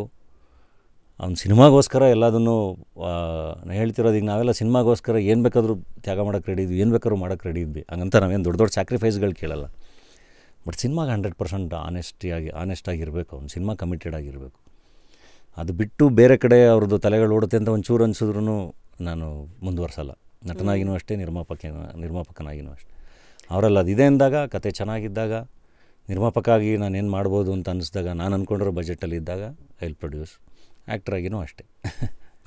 ಎಷ್ಟು ಚೆನ್ನಾಗಿ ಪ್ರಪಂಚದ ಎರಡು ತುದಿಗಳು ಮನುಷ್ಯರ ಮಧ್ಯ ನಾನು ನೀನು ಇಷ್ಟರ ಮಧ್ಯನೇ ಮೋಸ್ಟ್ಲಿ ಇಲ್ಲ ಒಂದು ಫೇಸಲ್ಲಿ ನಾನು ಅಂದ್ಕೊಂಡು ಓಡಾಡ್ತೀವಿ. ಕೆಲವು ಸತಿ ಇದು ಯಾವಾಗ ನಮ್ಮನ್ನೇ ತಿಂತದೆ ಅಂತ ಗೊತ್ತಾದಾಗ ಸರಿಸಿದ್ರೆ ಕಾಣೋದು ಬರೀ ನೀನು ನಿಮ್ಮ ಮುಂದೆ ಇರೋ ವಿಚಾರಗಳು. ಅಂದರೆ ನಾನು ಆರಾಮಾಗಿರ್ತೀನಿ, ನನಗೆ ಬೇರೆ ಯಾವುದೂ ಇಲ್ಲ. ನನಗೊಂದು ಸರಿ ಸೆಟ್ಟಿಗೆ ಹೋದರೆ ನನ್ನ ಕೆಲಸ ಅದು ಇದು ನಾನು ಅಷ್ಟು ಬಿಟ್ಟರೆ ಬೇರೆ ಎಕ್ಸ್ಟ್ರಾ ಏನೂ ಲಗೇಜ್ ನನ್ನ ಹತ್ರ ಇರೋಲ್ಲ. ನನ್ನ ಹಂಗೆ ನೋಡ್ಕೋಬೇಕು, ನಾನು ಹಿಂಗೆ ನೋಡ್ಕೋಬೇಕು, ನನಗೇನೋ ಗುಡ್ ಮಾರ್ನಿಂಗ್ ಹೇಳಬೇಕು, ನಾನು ಯಾವುದೂ ಎಕ್ಸ್ಪೆಕ್ಟ್ ಮಾಡಲ್ಲ. ನನ್ನ ಪಾಡಿಗೆ ನಾನು ಖುಷಿಯಾಗಿ ಹೋಗಿ ಎಲ್ಲರೂ ಮಾತಾಡ್ಸ್ಕೊಂಡು ನನಗೆ ಅಷ್ಟೇ ಚೆನ್ನಾಗಿ ಕೆಲಸ ಆಗಬೇಕು ಸೆಟ್ಗಳಲ್ಲಿ. ಈ ಆ್ಯಟಿಟ್ಯೂಡು ಫಸ್ಟಿಂದಲೂ ಹಿಂಗೇನಾ ಅಥವಾ ಇದು ನಿಮಗೆ ಈ ರಂಗ ಹೇಳ್ಕೊಟ್ಟಿದ್ಯಾ 11 ವರ್ಷಗಳ ಅನುಭವ? ಅದೇ ಕೆಲವುದು ನಾವು ಬದಲಾಗ್ತಾ ಹೋಗ್ತೀವಲ್ಲ, ಒಂದು ಕಾಕ್ಟೇಲ್ ನಮ್ಮ ಇಡೀ ಲೈಫು. ಕೆಲವು ಸತಿ ಅದು ರುಚಿಯಾಗಿದ್ದರೆ ಚಂದ, ಯಾವತ್ತು ಇದು ಏನಿದು ಕಾಕ್ಟೇಲ್ ಥೂ ಅಂತ ಅನ್ಸಿದ್ರೆ ಅವತ್ತಿಗೆ ಮುಗೀತಂತ. ಅಂದರೆ ನನಗೂ ತುಂಬ ಅನುಭವಗಳಾದಾಗ ಇಲ್ಲ ಇದು ಎಷ್ಟೊಂದು ಚೇಂಜ್ ಮಾಡ್ಕೋಬೇಕು ಅಂತ ಅನಿಸುತ್ತೆ. ಎಲ್ಲ ಇರೋದೇ ಹಿಂಗೆ, ಜಗತ್ತಿರೋದೇ ಹಿಂಗೆ. ಐ ಥಿಂಕ್ ನಾವು ಬೇರೆ ಥರ ಆಗಬೇಕು ಅಥವಾ ಬೇರೆ ಥರ ರಿಯಾಕ್ಟ್ ಮಾಡಬೇಕು ಅಂತೆಲ್ಲ ತುಂಬ ಜನ ಹೇಳ್ತಾರೆ ಕೂಡ. ಬಟ್ ಅದೇನೋ ನನಗದು ಒಳಗಡೆಯಿಂದ ಕಷ್ಟ. ಅದು ಏನಾಗ್ಬಿಡುತ್ತೆ, ಇಟ್ಸ್ ಓಕೆ, ಏನಾಗುತ್ತೆ ಅಂತ ಕಟ್ಟುಪಾಡುಗಳಿಗೆ ಬಿದ್ದವರಲ್ಲ. ಅಂದರೆ ಯಾವುದನ್ನು ಡಿಮ್ಯಾಂಡ್ ಮಾಡಿ ತೊಗೋಬಾರ್ದು ಅಂತ ನನಗೆ ತುಂಬ ಸರಿ ಹೇಳೋರು. ಏನೋ ಒಂದು ಡ್ರೆಸ್ ಚೇಂಜ್ ಮಾಡ್ಕೊಳ್ಳೋಕೆ ಒಂದು ಕ್ಯಾರವನ್ನು ಅದು ಇದು ಏನೂ ಕೊಡ್ತಾಯಿಲ್ಲ, ನೀನು ಕೇಳಬೇಕಲ್ವಾ, ಇದು ಮಾಡಬೇಕಲ್ವಾ ಅಂತೆಲ್ಲ, ಅಥವಾ ಕಾರ್ ಕಳ್ಸೋಕೆ ಕೇಳಬೇಕಲ್ವಾ ಅಂತ. ನಾನು ಇಲ್ಲ, ಅದೆಲ್ಲ ಸಂಪಾದನೆ ಮಾಡಬೇಕು, ಅದೆಲ್ಲ ಕೇಳೋದಲ್ಲ ಅಂತ. ಅವ್ರಿಗೆ ಅನಿಸಿ ಎಲ್ಲದನ್ನು ಕೊಡಬೇಕು. ಕೆಲವೊಂದು ನಾವು ಸಂಪಾದನೆ ಮಾಡಬೇಕು, ಅದನ್ನು ಕೇಳಿ ಜಗಳಾಡಿ ಅದೇನೋ ಅದು ನನಗೆ ಆಗ್ತಾ ಇರಲಿಲ್ಲ ಯಾವಾಗ. ಸೊ ಪ್ರತಿಯೊಂದನ್ನು ಸಂಪಾದನೆ ಮಾಡಬೇಕು ಅಂತ, ಅದು ಕೆಲಸದ ಮೂಲಕ ಮಾತ್ರ ಸಾಧ್ಯ. ಆ್ಯಂಡ್ ಪರ್ಸಿವರೆನ್ಸ್ ಏನು ಮಾಡೋಕ್ಕಾಗಲ್ಲ, ಯಾವುದು ಈಸಿಯಾಗಿ ಸಿಗಲ್ಲ. ಎನಿ ಫೀಲ್ಡ್ ಯಾವುದು, ಏನು ಬರೀ ಆ್ಯಕ್ಟ್ರ್ಗಳದ್ದು ಅಂತಲ್ಲ, ಎಲ್ಲರದು ಯಾವುದು ಈಸಿಯಾಗಿ ಸಿಗಲ್ಲ. ಎಲ್ಲರೂ ಅವ್ರವ್ರ ಬದುಕನ್ನು ಹೊಡೆದಾಡ್ಕೊಂಡು ಕಟ್ಕೊಳ್ಳೇಬೇಕು ಅಷ್ಟೇ. Wake up to fresh ideas. Repose. So ನಾವು ಕೋಟಿ ಪೋಸ್ಟರ್ಗಳು ನೋಡ್ತಾ ಇದ್ದೆ, ನಂಗೆ ಭಾಳ ಏನಪ್ಪ ಇದು ಹಿಂಗಿದೆ ಅನಿಸಿದ್ದು. ಒಂದರಲ್ಲಿ ಐಸ್ ಕ್ಯಾಂಡಿ ಬಾಯ್ನಲ್ಲಿ ಇಟ್ಕೊಂಡಿದ್ದೀರಾ, ಇನ್ನೊಂದ್ರಲ್ಲಿ ಗನ್ನಿಂಗ್ ಇಟ್ಕೊಂಡಿದ್ದೀರಾ. ಅಂದರೆ ಈ ಐ ಟು ಡೀಟೇಲಿಂಗ್ ಇದೆಯಲ್ಲ, ಅದೇ ಸಾಕು ಈ ಸಿನಿಮಾ ಏನಂತ ಹೇಳೋಕ್ಕೆ. ಆಲ್ಸೋ ಪರಮ್ ಅವರ ಒಂದು ಇನ್ಸ್ಟಾ ಇದರಲ್ಲಿ ಪ್ರಾಮಾಣಿಕತೆನೇ ಪ್ರಾಣ ಅಂತ ಹೊರಟಿರೋ ಕೋಟಿ, ದುಷ್ಟತನನೇ ದುಡಿಮೆ ಮಾಡಿಕೊಂಡು ನಿಂತಿರೋ ವಿಲನ್ನು. ಸೊ ಎಲ್ಲ ಕತೆ ಎಳೆ ಹೇಳ್ತಾ ಇದೆ. ಏನು ಸಿನಿಮಾಯಿಂದ ಎಕ್ಸ್ಪೆಕ್ಟ್ ಮಾಡ್ಬೋದು ಅನ್ನೋದು ಎಳೆ ಗೊತ್ತಿದ್ರು ನಿಮ್ಮದು ಒಂದಷ್ಟೆಲ್ಲ ಮಧ್ಯ ಎಲ್ಲ ಎಲಿಮೆಂಟ್ಸನ್ನು ಇಟ್ಕೊಂಡು ಜನಕ್ಕೆ ಹತ್ತಿರ ಆಗ್ತಾ ಹಳೇದ್ರಲ್ಲೇ ಹೊಸದನ್ನು ಹುಡ್ಕೋ ಪ್ರಯತ್ನ. ಹೊಸತನಗಳು ಯಾವುದು ನಿಮ್ಮ ಕಣ್ಣಿಗೆ ಬಿದ್ದಿದ್ದು? ತುಂಬ ಇದೆ. ಒಂದು ನನಗೆ ಕೋಟಿ ಇಂಟ್ರೆಸ್ಟಿಂಗ್ ಅನಿಸಿದ್ದೇನೆ. ಪರಮ್ ಕತೆ ಹೇಳಬೇಕಾದ್ರೆ ಅವ್ನಿಗೆ 1 ಕೋಟಿ ದುಡಿಬೇಕು ಅಂತ ಆಸೆ ಇರುತ್ತೆ. ಅವನ ಹೆಸರು ಕೋಟಿ ಅಂತ ಅಂದರು. ಓಕೆ, ಇದು ಯಾವುದೋ ನಮ್ಮದೇ ಕತೆ ಅನ್ನಿಸ್ತಾ ಇದೆಯಲ್ಲ ಅಂತ ಎಲ್ರಿಗೂ ಇರುತ್ತದೆ. ನಾನು ನನ್ನ ಫ್ರೆಂಡು ದಯಾನಂದ್ ಅಂತ, ನಾವು ಒಂದು ಕಟ್ಟೆ ಮೇಲೆ ಕೂತ್ಕೊಂಡು ಮನೆ ಮುಂದೆ ಎಲ್ಲ ಸಿಕ್ತಾಗೆಲ್ಲ 1 ಕೋಟಿ ದುಡಿಬೇಕು, ಒಂದು ಮನೆ ಕಟ್ಟಬೇಕು, 1 ಕೋಟಿ ದುಡಿದ್ಬಿಟ್ರು ಸೆಟ್ಲಾಗ್ಬಿಡ್ಬೇಕು ಅಂತ. ಈ 1 ಕೋಟಿ ಅನ್ನೋದು ಯಾವಾಗಲೂ ಕೇಳಿಸೋದು. ಯಾರು ಒಬ್ಬರು ಕೋಟಿ ಕೊಟ್ಬಿಟ್ರೆ ಅಥವಾ ಕೋಟ್ಯಾಧಿಪತಿ ಬಂದಾಗೆಲ್ಲ ಅಯ್ಯೋ ನಾವು ಹೋಗಿ 1 ಕೋಟಿ ಗೆದ್ಕೊಂಬಂದ್ಬಿಟ್ರೆ. ಸೊ ಕೋಟಿ ಬಗ್ಗೆ ಒಂದು ಯಾವಾಗಲೂ ಒಂದು ಕ್ಯೂರಿಯಾಸಿಟಿ ಇದ್ದೇ ಇರುತ್ತೆ. ಸೊ ಫಸ್ಟು ಅದೇ ನನಗೆ ತುಂಬ ಇಷ್ಟ ಆಯಿತು. ಅದಾದಮೇಲೆ ಕೋಟಿದ ಪಾತ್ರ ಎಕ್ಸ್ಪ್ಲೇನ್ ಮಾಡಿದ್ರು. ಈಗ ನಾನು ನಿಮ್ಗೆ ಹೇಳಿದೆ ಗೊತ್ತಾ, ಅಂದರೆ ಇಲ್ಲಿ ಒಂದೊಂದು ಘಟನೆಗಳು ನಡೀತಾ ನಾವು ಚೇಂಜ್ ಆಗೋದು ತುಂಬ ಈಸಿ. ಬಟ್ ಪ್ರತಿ ಸರಿನೂ ಹಂಗೆ ಆಗಬಾರ್ದು, ಇಲ್ಲ ನಾವಾಗ ಉಳ್ಕೋಬೇಕು ಅಂದ್ಬಿಟ್ಟು ಏನೋ ಒಂದು ಪ್ರಯತ್ನದಲ್ಲಿ ಇರ್ತೀವಲ್ಲ. ಕೋಟಿ ಕ್ಯಾರೆಕ್ಟ್ರು ಅದೇ ಥರನೇ. ಅವರು ಅದು ಎಕ್ಸ್ಪ್ಲೇನ್ ಮಾಡಿದಾಗ ಓಕೆ ಇದೆಲ್ಲ ಮತ್ತೆ ಕನೆಕ್ಟ್ ಆಗ್ತಾಯಿದೆ ಇದರಿಂದ. ಅಂದರೆ ಎಷ್ಟರ ಮಟ್ಟಿಗೆ ಅಂದರೆ ಈಗ ಎಷ್ಟು ಸತ್ಯವಾಗಿರ್ಬೋದು ಅನ್ನೋ ಒಂದು ಪರೀಕ್ಷೆ ಕೋಟಿ ತನಗೆ ತಾನೇ ಹೊಡ್ಕೊಳ್ಳೋ ಅಂಥದ್ದು. ಆ್ಯಂಡ್ ಅದಕ್ಕೆ ಒಂದು ಸ್ಟ್ರಾಂಗ್ ರೀಸನ್ ಕೂಡ ಇರುತ್ತೆ. ನನಗೆ ಅದರದ್ದು ಒಂದು ಕೋಟಿದು ಒಂದು ಚೈಲ್ಡ್ಹುಡ್ ಎಪಿಸೋಡು ಇದೆ, ನನಗೆ ಆ ಸಿನಿಮಾದಲ್ಲಿ ತುಂಬ ಇಷ್ಟ. ಅದನ್ನು ನೋಡಿದಾಗೆಲ್ಲ ನನ್ನ ಕಣ್ಣಲ್ಲಿ ನೀರು ತುಂಬಿಕೊಂಡಿದ್ದೆ. 2 ಸರಿನೂ ಸಿನಿಮಾ ನೋಡಿ 2 ಸರಿನೂ ಕಣ್ಣಲ್ಲಿ ನೀರು ತುಂಬಿಕೊಂಡಿದೆ. ತುಂಬ ಅದ್ಭುತವಾದ ಕಲಾವಿದರೊಬ್ಬರು ನಟಿಸಿದ್ದಾರೆ ಅದರಲ್ಲಿ, ತುಂಬ ಚೆನ್ನಾಗಿದೆ. ಸೊ ಅದು ಸೀಕ್ರೆಟ್. ಸೊ ಕೋಟಿ ಪಾತ್ರನೇ ಚಂದ, ಅವನ ಪಾತ್ರ ಆಗಿನೇ ಚಂದ. ಡೆಫಿನೆಟ್ಲಿ ನಿಮ್ಗೆಲ್ರಿಗೂ ತುಂಬ ಅಂದರೆ ತುಂಬ ಇಷ್ಟ ಆಗ್ತಾನೆ. ಆ್ಯಂಡ್ ನಿಮಗೆ ಥಿಯೇಟ್ರಲ್ಲಿ ಕೂತ್ಕೊಂಡು ಅಟ್ ಎನಿ ಮೊಮೆಂಟ್ ನೀವು ಏನು ಅನ್ಕೋತಿರ್ತೀರಲ್ಲ ಅದಾಗಲ್ಲ. ಅಂದರೆ ಮನುಷ್ಯರಾಗಿ ನಮ್ಗೆ ಅದು ಅನಿಸೋದು ಸಹಜ. ಇಲ್ಲ ಹಂಗೆ ಆಗುತ್ತೆ. ಕೋಟಿ ಅವ್ನು ನಿಮಗೆ ಪ್ರತಿ ಸರಿನೂ ಸರ್ಪ್ರೈಸ್ ಮಾಡ್ತಾ ಹೋಗ್ತಾನೆ. ಗೂಗ್ಲಿ ಕೋಟಿ ಸರ್ಪ್ರೈಸ್ ಮಾಡ್ತಾ ಹೋಗ್ತಾನೆ. ಆ್ಯಂಡ್ ಒಂದು ಡ್ರಾಮಾ ಥ್ರಿಲ್ಲರು ಕೋಟಿ ಸಾಹುಕಾರ. ಹೊಸ ರೀತಿಯ ದೃಶ್ಯಗಳು, ಹೊಸ ಸಂಭಾಷಣೆ, ಹೊಸ ಕತೆ, ಹೊಸ ಕತೆ. ಕಾಮನ್ ಮ್ಯಾನ್ ಸಿನಿಮಾನೇ ಹೊಸ ಕತೆ. ಅಫ್ಕೋರ್ಸ್ ಪರಮ್ ಸರ್ಗೆ ಒಂದು ದೊಡ್ಡ ಬ್ಯಾಕ್ಗ್ರೌಂಡ್ ಇದೆ. ಟಿ ವಿ ಬಿಸ್ನೆಸ್ ಹೆಡ್, ಅದು ಅಲ್ಲೆಲ್ಲ ಎಷ್ಟು ಹೆಡ್ ಓಡಿರುತ್ತೆ ಅನ್ನೋದ್ರ ಸಾಕ್ಷಿ. ಕೆಲವು ಸತಿ ಇದು ಬೇಡ, ನೆಕ್ಸ್ಟು ಸ್ವಿಚ್ ಮಾಡಿ ಸಿನಿಮಾ ಮೂಲಕ ಏನೋ ಮಾಡೋಣ ಅಂತ. So as a director I think ಅವರ ಫಸ್ಟ್ ಇದು. ಬಟ್ ನೀವು you are many films old. So ಈ ಕಾಂಬಿನೇಷನ್ನ ಫಸ್ಟ್ ಡೇ ಫಸ್ಟ್ ಶಾರ್ಟು ಅಥವಾ ಆ ಗೊಂದಲಗಳು, ದ್ವಂದ್ವಗಳು ಹೇಗಿತ್ತು? ಅದೇನು ಇರಲಿಲ್ಲ ಅಷ್ಟು, ಯಾಕೆಂದರೆ ಅವರು ಆಲ್ರೆಡಿ ಟಿ ವಿಲಿ ತುಂಬ ಕೆಲಸ ಮಾಡಿದಾರಲ್ವ. ತುಂಬ ಟ್ಯಾಲೆಂಟ್ಗಳಿಗೆ ಅವಕಾಶಗಳು ಸಿಕ್ಕಿದೆ ಅವರಿಂದ, ಅಲ್ಲಿಂದ ಬೆಳೆದಿದ್ದಾರೆ. ಸೊ ಅದೊಂದು ದೊಡ್ಡ ಅನುಭವ ಅವರಲ್ಲಿತ್ತು. ಆ್ಯಂಡ್ ನನ್ನ ಬಡವರ ರಾಸ್ಕಲ್ ಜರ್ನಿಲಿ ಅವ್ರನ್ನ ನೋಡಿದ್ದೆ ನಾನು. ಅವರು ಏನಾದರೂ ಹೇಳಿದ್ರೆ ಅದನ್ನು ಹೆಂಗೆ ಅಚೀವ್ ಮಾಡ್ತಾರೆ, ಎಷ್ಟು ಕಮಿಟೆಡ್ಡು, ಎಷ್ಟು ಆನೆಸ್ಟ್ ಅಪ್ರೋಚ್ ಇರುತ್ತೆ, ಎಲ್ಲದನ್ನೂ ನೋಡಿದ್ದೆ. ಹಾಗಾಗಿ ಅವರು ತುಂಬ ಒಳ್ಳೆ ಫ್ರೆಂಡ್ ಕೂಡ ಆಗಿದ್ದರು ನನಗೆ. ಅಲ್ಲಿ ಬಡವರ ರಾಸ್ಕಲಲ್ಲಿ ನನಗೆ ಸಿಕ್ಕಿದೆ. ಆ್ಯಕ್ಚುಲಿ ನಮ್ಮ ಜರ್ನಿ ಶುರುವಾಗಿದ್ದೆ ಅಲ್ಲಿಂದ. ಓಕೆ. ಅವ್ರು ಸಡನ್ನಾಗಿ ಕತೆ ಹೇಳಬೇಕು ಅಂದಾಗ ನಾನು ಓಕೆ, ಇವರು ಇಷ್ಟು ದೊಡ್ಡ ಕೆಲಸ ಎಲ್ಲ ಬಿಟ್ಟು ಸಿನಿಮಾ ಮಾಡ್ತೀನಿ ಅಂತಿದಾರಲ್ಲ ಅಂತ ಒಂದು ಕಡೆ. ಆಮೇಲೆ ಓಕೆ, ನಾವು ಒಂದು ಕಾಲದಲ್ಲಿ ಹಂಗೆ ಬಂದಿದ್ದವರಲ್ವ ಅಂತ. ಅದೊಂದು ಕತೆ ಹೇಳಬೇಕು ಅನ್ನೋ ಒಂದು ಡ್ರೈವ್ ಇದ್ದರೆ ಅದು ಯಾವತ್ತಾರು ಒಂದಿನ ಅದು ಹೇಳಲೇಬೇಕಿಲ್ಲ ಅಂದರೆ ಅದು ಒಳಗಿಟ್ಕೊಂಡು ಕೂರೋಕ್ಕಾಗಲ್ಲ. ಸೊ ಬಂದು ಕತೆ ಹೇಳಿದಾಗಲೂ ಅಷ್ಟೇ, ನನಗೆ ಫಸ್ಟ್ ಟೈಮ್ ಕತೆ ಕೇಳ್ತಿದ್ದಂಗೆ ಇಷ್ಟ ಆಯಿತು. ಅಂದರೆ ಈಗ ಸೀರಿಯಲ್ಸು ಇದಕ್ಕೆಲ್ಲ ಕತೆ ಬರೆಯೋದು ಬೇರೆ, ಸಿನಿಮಾಗೆ ಹೆಂಗೆ ಅಪ್ರೋಚ್ ಮಾಡಿರ್ತಾರೆ ಅನ್ನೋ ಒಂದು ಕ್ಯೂರಿಯಾಸಿಟಿ ಇತ್ತು. ಬಟ್ ಸಖತ್ತಾಗಿ ಮಾಡಿದರು. ಆ್ಯಂಡ್ ಶೂಟಿಂಗ್ ಅಂತ ಬಂದ್ರೂ ಅವ್ರ ಎಳೆ ಏನು ಹೇಳಿದರು ನಮಗೆ ಹೇಳ್ಬೋದಾ? ಅದೇ ಕೋಟಿದು ರೆಡಿ ಆಗಿದೆ. ಕೋಟಿದು ಕತೆ ಹೇಳಿದ್ರು. ಅವ್ನಿಗೊಂದು ಕೋಟಿ ದುಡಿಬೇಕು ಅಂತ ಆಸೆ ಇರುತ್ತೆ. ಅವನ ಹೆಸರು ಕೋಟೀಶ್ವರ, ಅವನೊಂದು ಕುಟುಂಬ, ಸಾಹುಕಾರ, ಅವನ ಹತ್ರ ಅವನು ಕೆಲಸ ಮಾಡಲೇಬೇಕು. ಸೊ ಒಂದು ಗ್ಯಾಂಗ್ಸ್ಟರ್ ವರ್ಲ್ಡಲ್ಲಿ ಒಬ್ಬ ಕಾಮನ್ ಮ್ಯಾನ್ ಸಿಗಾಕೊಳ್ಳೋದಿದೆಯಲ್ಲ, ಅದೆಲ್ಲದಕ್ಕಿಂತ ಹೆಚ್ಚಾಗಿ ಹೆಂಗೆ ಹೇಳಿ ನಿಮಗೆ, ಸತ್ಯ ಹರಿಶ್ಚಂದ್ರ ಪರೀಕ್ಷೆಗಳು ಹುಡ್ತಾರೆ ಗೊತ್ತಾ, ವಿಶ್ವಾಮಿತ್ರ. ಸೊ ಐ ಥಿಂಕ್ ನಾನು ಆ ಎಕ್ಸಾಂಪಲ್ ಯೋಚನೆ ಮಾಡೋದು ಹಾಗೆ. ದ್ಯಾಟ್ ಇನ್ 2024 ವಿತ್ ಧನಂಜಯ್ ಅವರ ಹಂಗಿಲ್ಲ, ಬಟ್ ನನಗೆ ಈಗ ಸಡನ್ನಾಗಿ ನಿಮಗೆ ಹೇಳ್ತಾ ಸುಮ್ಮನೆ ಒಂದು ಎಕ್ಸಾಂಪಲ್ ಬಂದಿದ್ದು. ಆ ಥರದ್ದೊಂದು ಮಜಾ ಇರೋ ಕತೆ. ಸೊ ಅದನ್ನು ಎಕ್ಸ್ಪ್ಲೇನ್ ಮಾಡಿದ್ರೆ. ಆ್ಯಂಡ್ ಶೂಟಿಂಗ್ ಹೋದಾಗ ಅದೇನಿಲ್ಲ, ಫಸ್ಟ್ ಶೆಡ್ಯೂಲಲ್ಲಿ ಅಷ್ಟೇ ಅವರು ನೀವು ಸ್ವಲ್ಪ ಜಾಸ್ತಿ ಮಾಡಬೇಕು ಅನಿಸುತ್ತೆ, ಯಾಕೆ ಸುಮ್ಮನೆ ಇರ್ತಿರಲ್ಲ, ಅಂದರೆ ಆ್ಯಕ್ಟೇ ಮಾಡ್ತಿಲ್ವಲ್ಲ ಅಂತ ಕೇಳೋರು. ನಾನಿಲ್ಲ ಪರಮ್, ಅದು ನೀವು ಮಾಡಿ ಅಂತ ಫಸ್ಟ್ ಶೆಡ್ಯೂಲು ಒಂದು 10 ದಿನ ಮುಗಿಸಿದ್ವಿ. ಅದಾದಮೇಲೆ ಸೆಕೆಂಡ್ ಶೆಡ್ಯೂಲ್ ಬಂದಾಗ ಅವರೇ ಹೇಳಿದ್ರು, ಇಲ್ಲ ನಿಮ್ಮ ಜಡ್ಜ್ಮೆಂಟು ನನಗೆ ಖುಷಿ ಆಯಿತು. ನಾನು ಅಲ್ಲಿ ಹೋಗಿ ಇಲ್ಲಿ ಏನು ಎಲ್ಲರೂ ಆ್ಯಕ್ಟ್ ಮಾಡ್ತಿದ್ದಾರೆ, ಡಾಲಿ ಮಾಡ್ತಿಲ್ವಲ್ಲ ಅಂತ ಅನಿಸೋದು, ಕೋಟಿ ಮಾಡ್ತಿಲ್ವಲ್ಲ ಅಂತ ಅನಿಸೋದು. ಬಟ್ ಅಲ್ಲಿ ನೋಡಿದಾಗ ಎಷ್ಟು ಚೆನ್ನಾಗಿ ಮಾಡಿದಾರಲ್ಲ ಅಂತ ಅನ್ನಿಸ್ತು ಅಂತ. ಅಂದರೆ ನನಗೆ acting is all about reacting ಅಂತ. ನಾವು ನಿಜ ಜೀವನದಲ್ಲೂ ಎಷ್ಟು ಆ್ಯಕ್ಟ್ ಮಾಡ್ತೀವಿ ನಾವು. ನಾನು ಕೂತ್ಕೊಂಡು ಮಾತಾಡ್ತಾ ಇದ್ದೀನಿ, ನೀವು ಸುಮ್ಮನೆ ಹಿಂಗೆ ಅಂತ ಇದ್ದೀರ, ಅಷ್ಟೇ ಮಾಡೋಕ್ಕೆ ಸಾಧ್ಯ. ನಾವು ನನ್ನ ಪ್ರತಿ ಮಾತಕ್ಕೂ ನೀವು ಎಕ್ಸ್ಟ್ರಾ ಏನೂ ಮಾಡೋಕ್ಕಾಗಲ್ಲ. ಆರಾಮಾಗಿ ಸಟ್ಲಿಟಿ ತುಂಬ ಇಂಪಾರ್ಟೆಂಟ್ ಕೆಲವೊಂದು ಪಾತ್ರಗಳಿಗೆ. So do you have workshops like, because think ತುಂಬ ಜನ ಮಾತಾಡಿದ್ದಾರೆ, ಲೈಕ್ ಇವನ್ ಗೋಧಿ ಬಣ್ಣ ಹೇಮಂತ್ ಅವ್ರು ಡೈರೆಕ್ಟ್ರು ಬಂದಾಗ ಅನಂತ್ನಾಗ್ ಸರು ಹಿಂಗೆ ಅಂತಲ್ಲ, ಅವರು ಹಂಗೆ ಸೆಟ್ಟಲ್ಲಿ ಏನೋ ಆ್ಯಕ್ಟ್ ಮಾಡ್ತಾ ಇದ್ದಾಗ ನೋಡೋರಿಗೆ ಏನು ಇವರೇನೋ ಮಾಡ್ತಾನಿಲ್ವಲ್ಲ. Then when you seat in celluloid ಕಣ್ಣಲ್ಲಿ ಎಕ್ಸ್ಪ್ರೆಸ್ ಮಾಡೋದು ಈ ಥರ. ಸೊ ಒಬ್ಬೊಬ್ಬರು ಆ್ಯಕ್ಟರ್ಗೂ ಒಂದು ಸ್ಟ್ಯಾಂಪ್ ಅಂತ ಇದೆ. ಬಟ್ ನಿಮಗೆ usually knowing your limits and knowing ನಿಮ್ಮ ಸ್ಟ್ರೆಂಗ್ತ್ಸ್, ಈ ಥರ ವರ್ಕ್ಶಾಪ್ಸ್ ಏನಾದ್ರು ಪ್ರತಿ ಸತಿ ಇರುತ್ತಾ, ಅಥವಾ ನಿಮ್ಮ ಅನುಭವನೇ ದೊಡ್ಡ ವರ್ಕ್ಶಾಪು, ಯಾವ್ದು ಆಚೆಗೆ ಹಾಕಬೇಕು ಯಾವುದು ಬಿಡಬೇಕು ಅದು ನೀವೇ ಎಡಿಟ್ ಮಾಡ್ತಾ ಹೋಗ್ತೀರಾ? Most of it experience. ಅಂದರೆ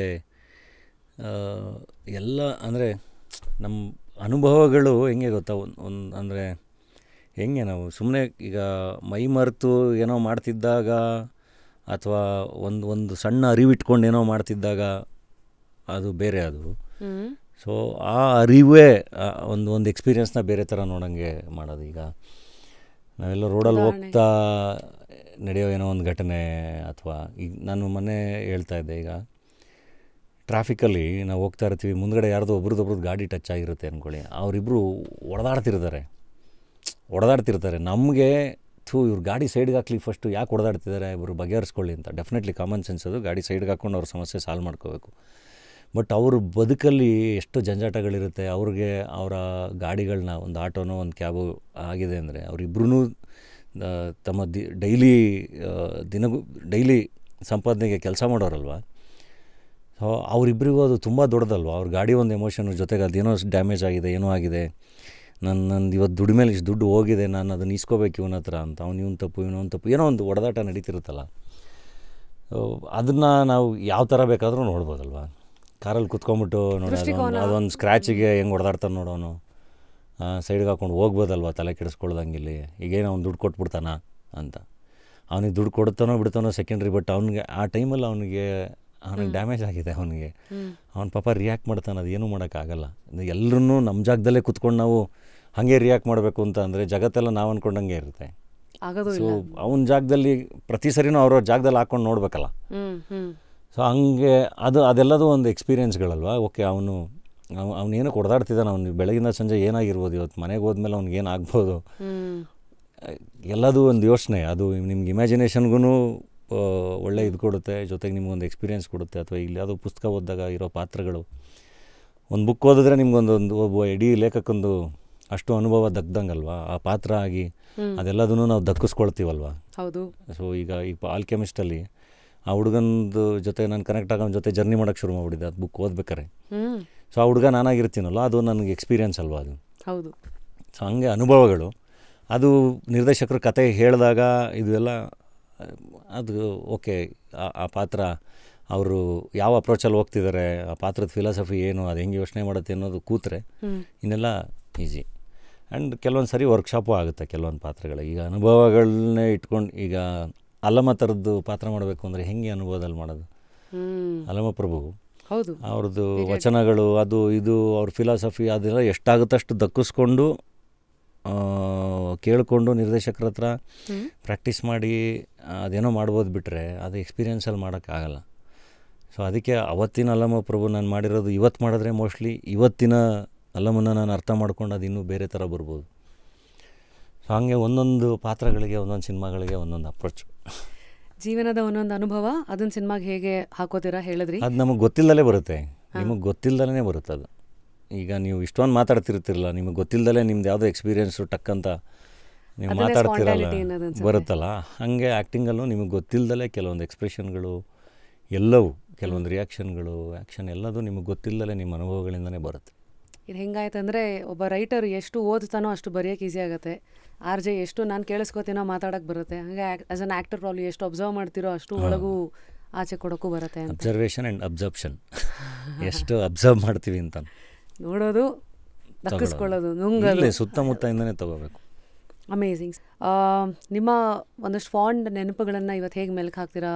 ಅಪ್ಪು ಸರ್ ಜೊತೆ ಆಗಿರಲಿ, ಫಸ್ಟ್ ಅಲ್ಲಿಂದನೇ ಶುರು ಮಾಡ್ತೀನಿ.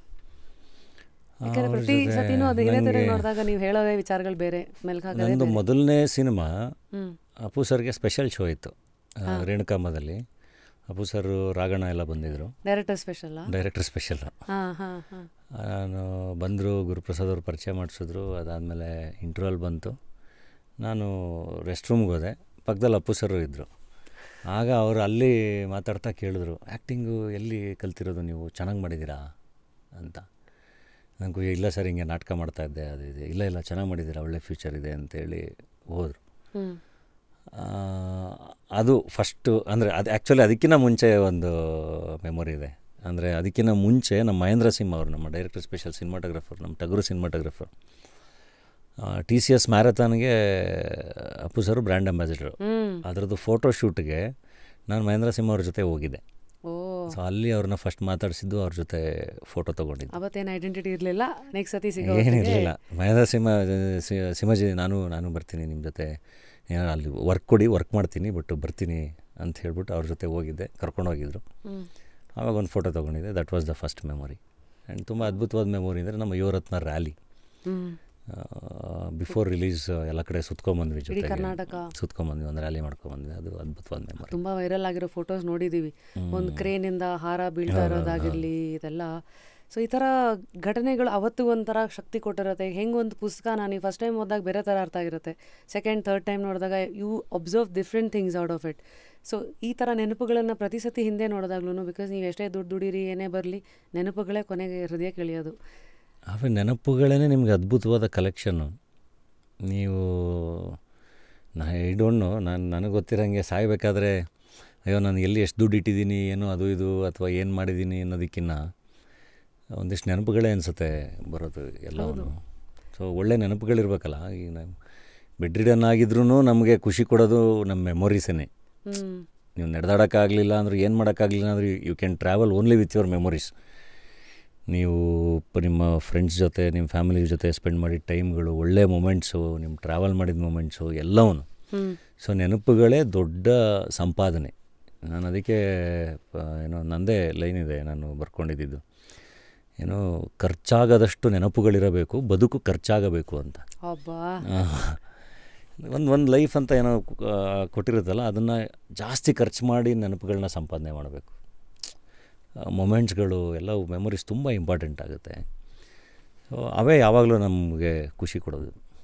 It's good. ಏನೋ ಈ ಥರ ಸಂಭಾಷಣೆ ಅಥವಾ ಹರಟೆ ಮೂಲಕ ನಿಮ್ಮ ನೆನಪುಗಳ ಮೂಲಕ ಮತ್ತು ನಾವು ನಿಮ್ಮ ದಿನ ಜೀವಿಸ್ತಾ ಇರ್ತೀವಿ.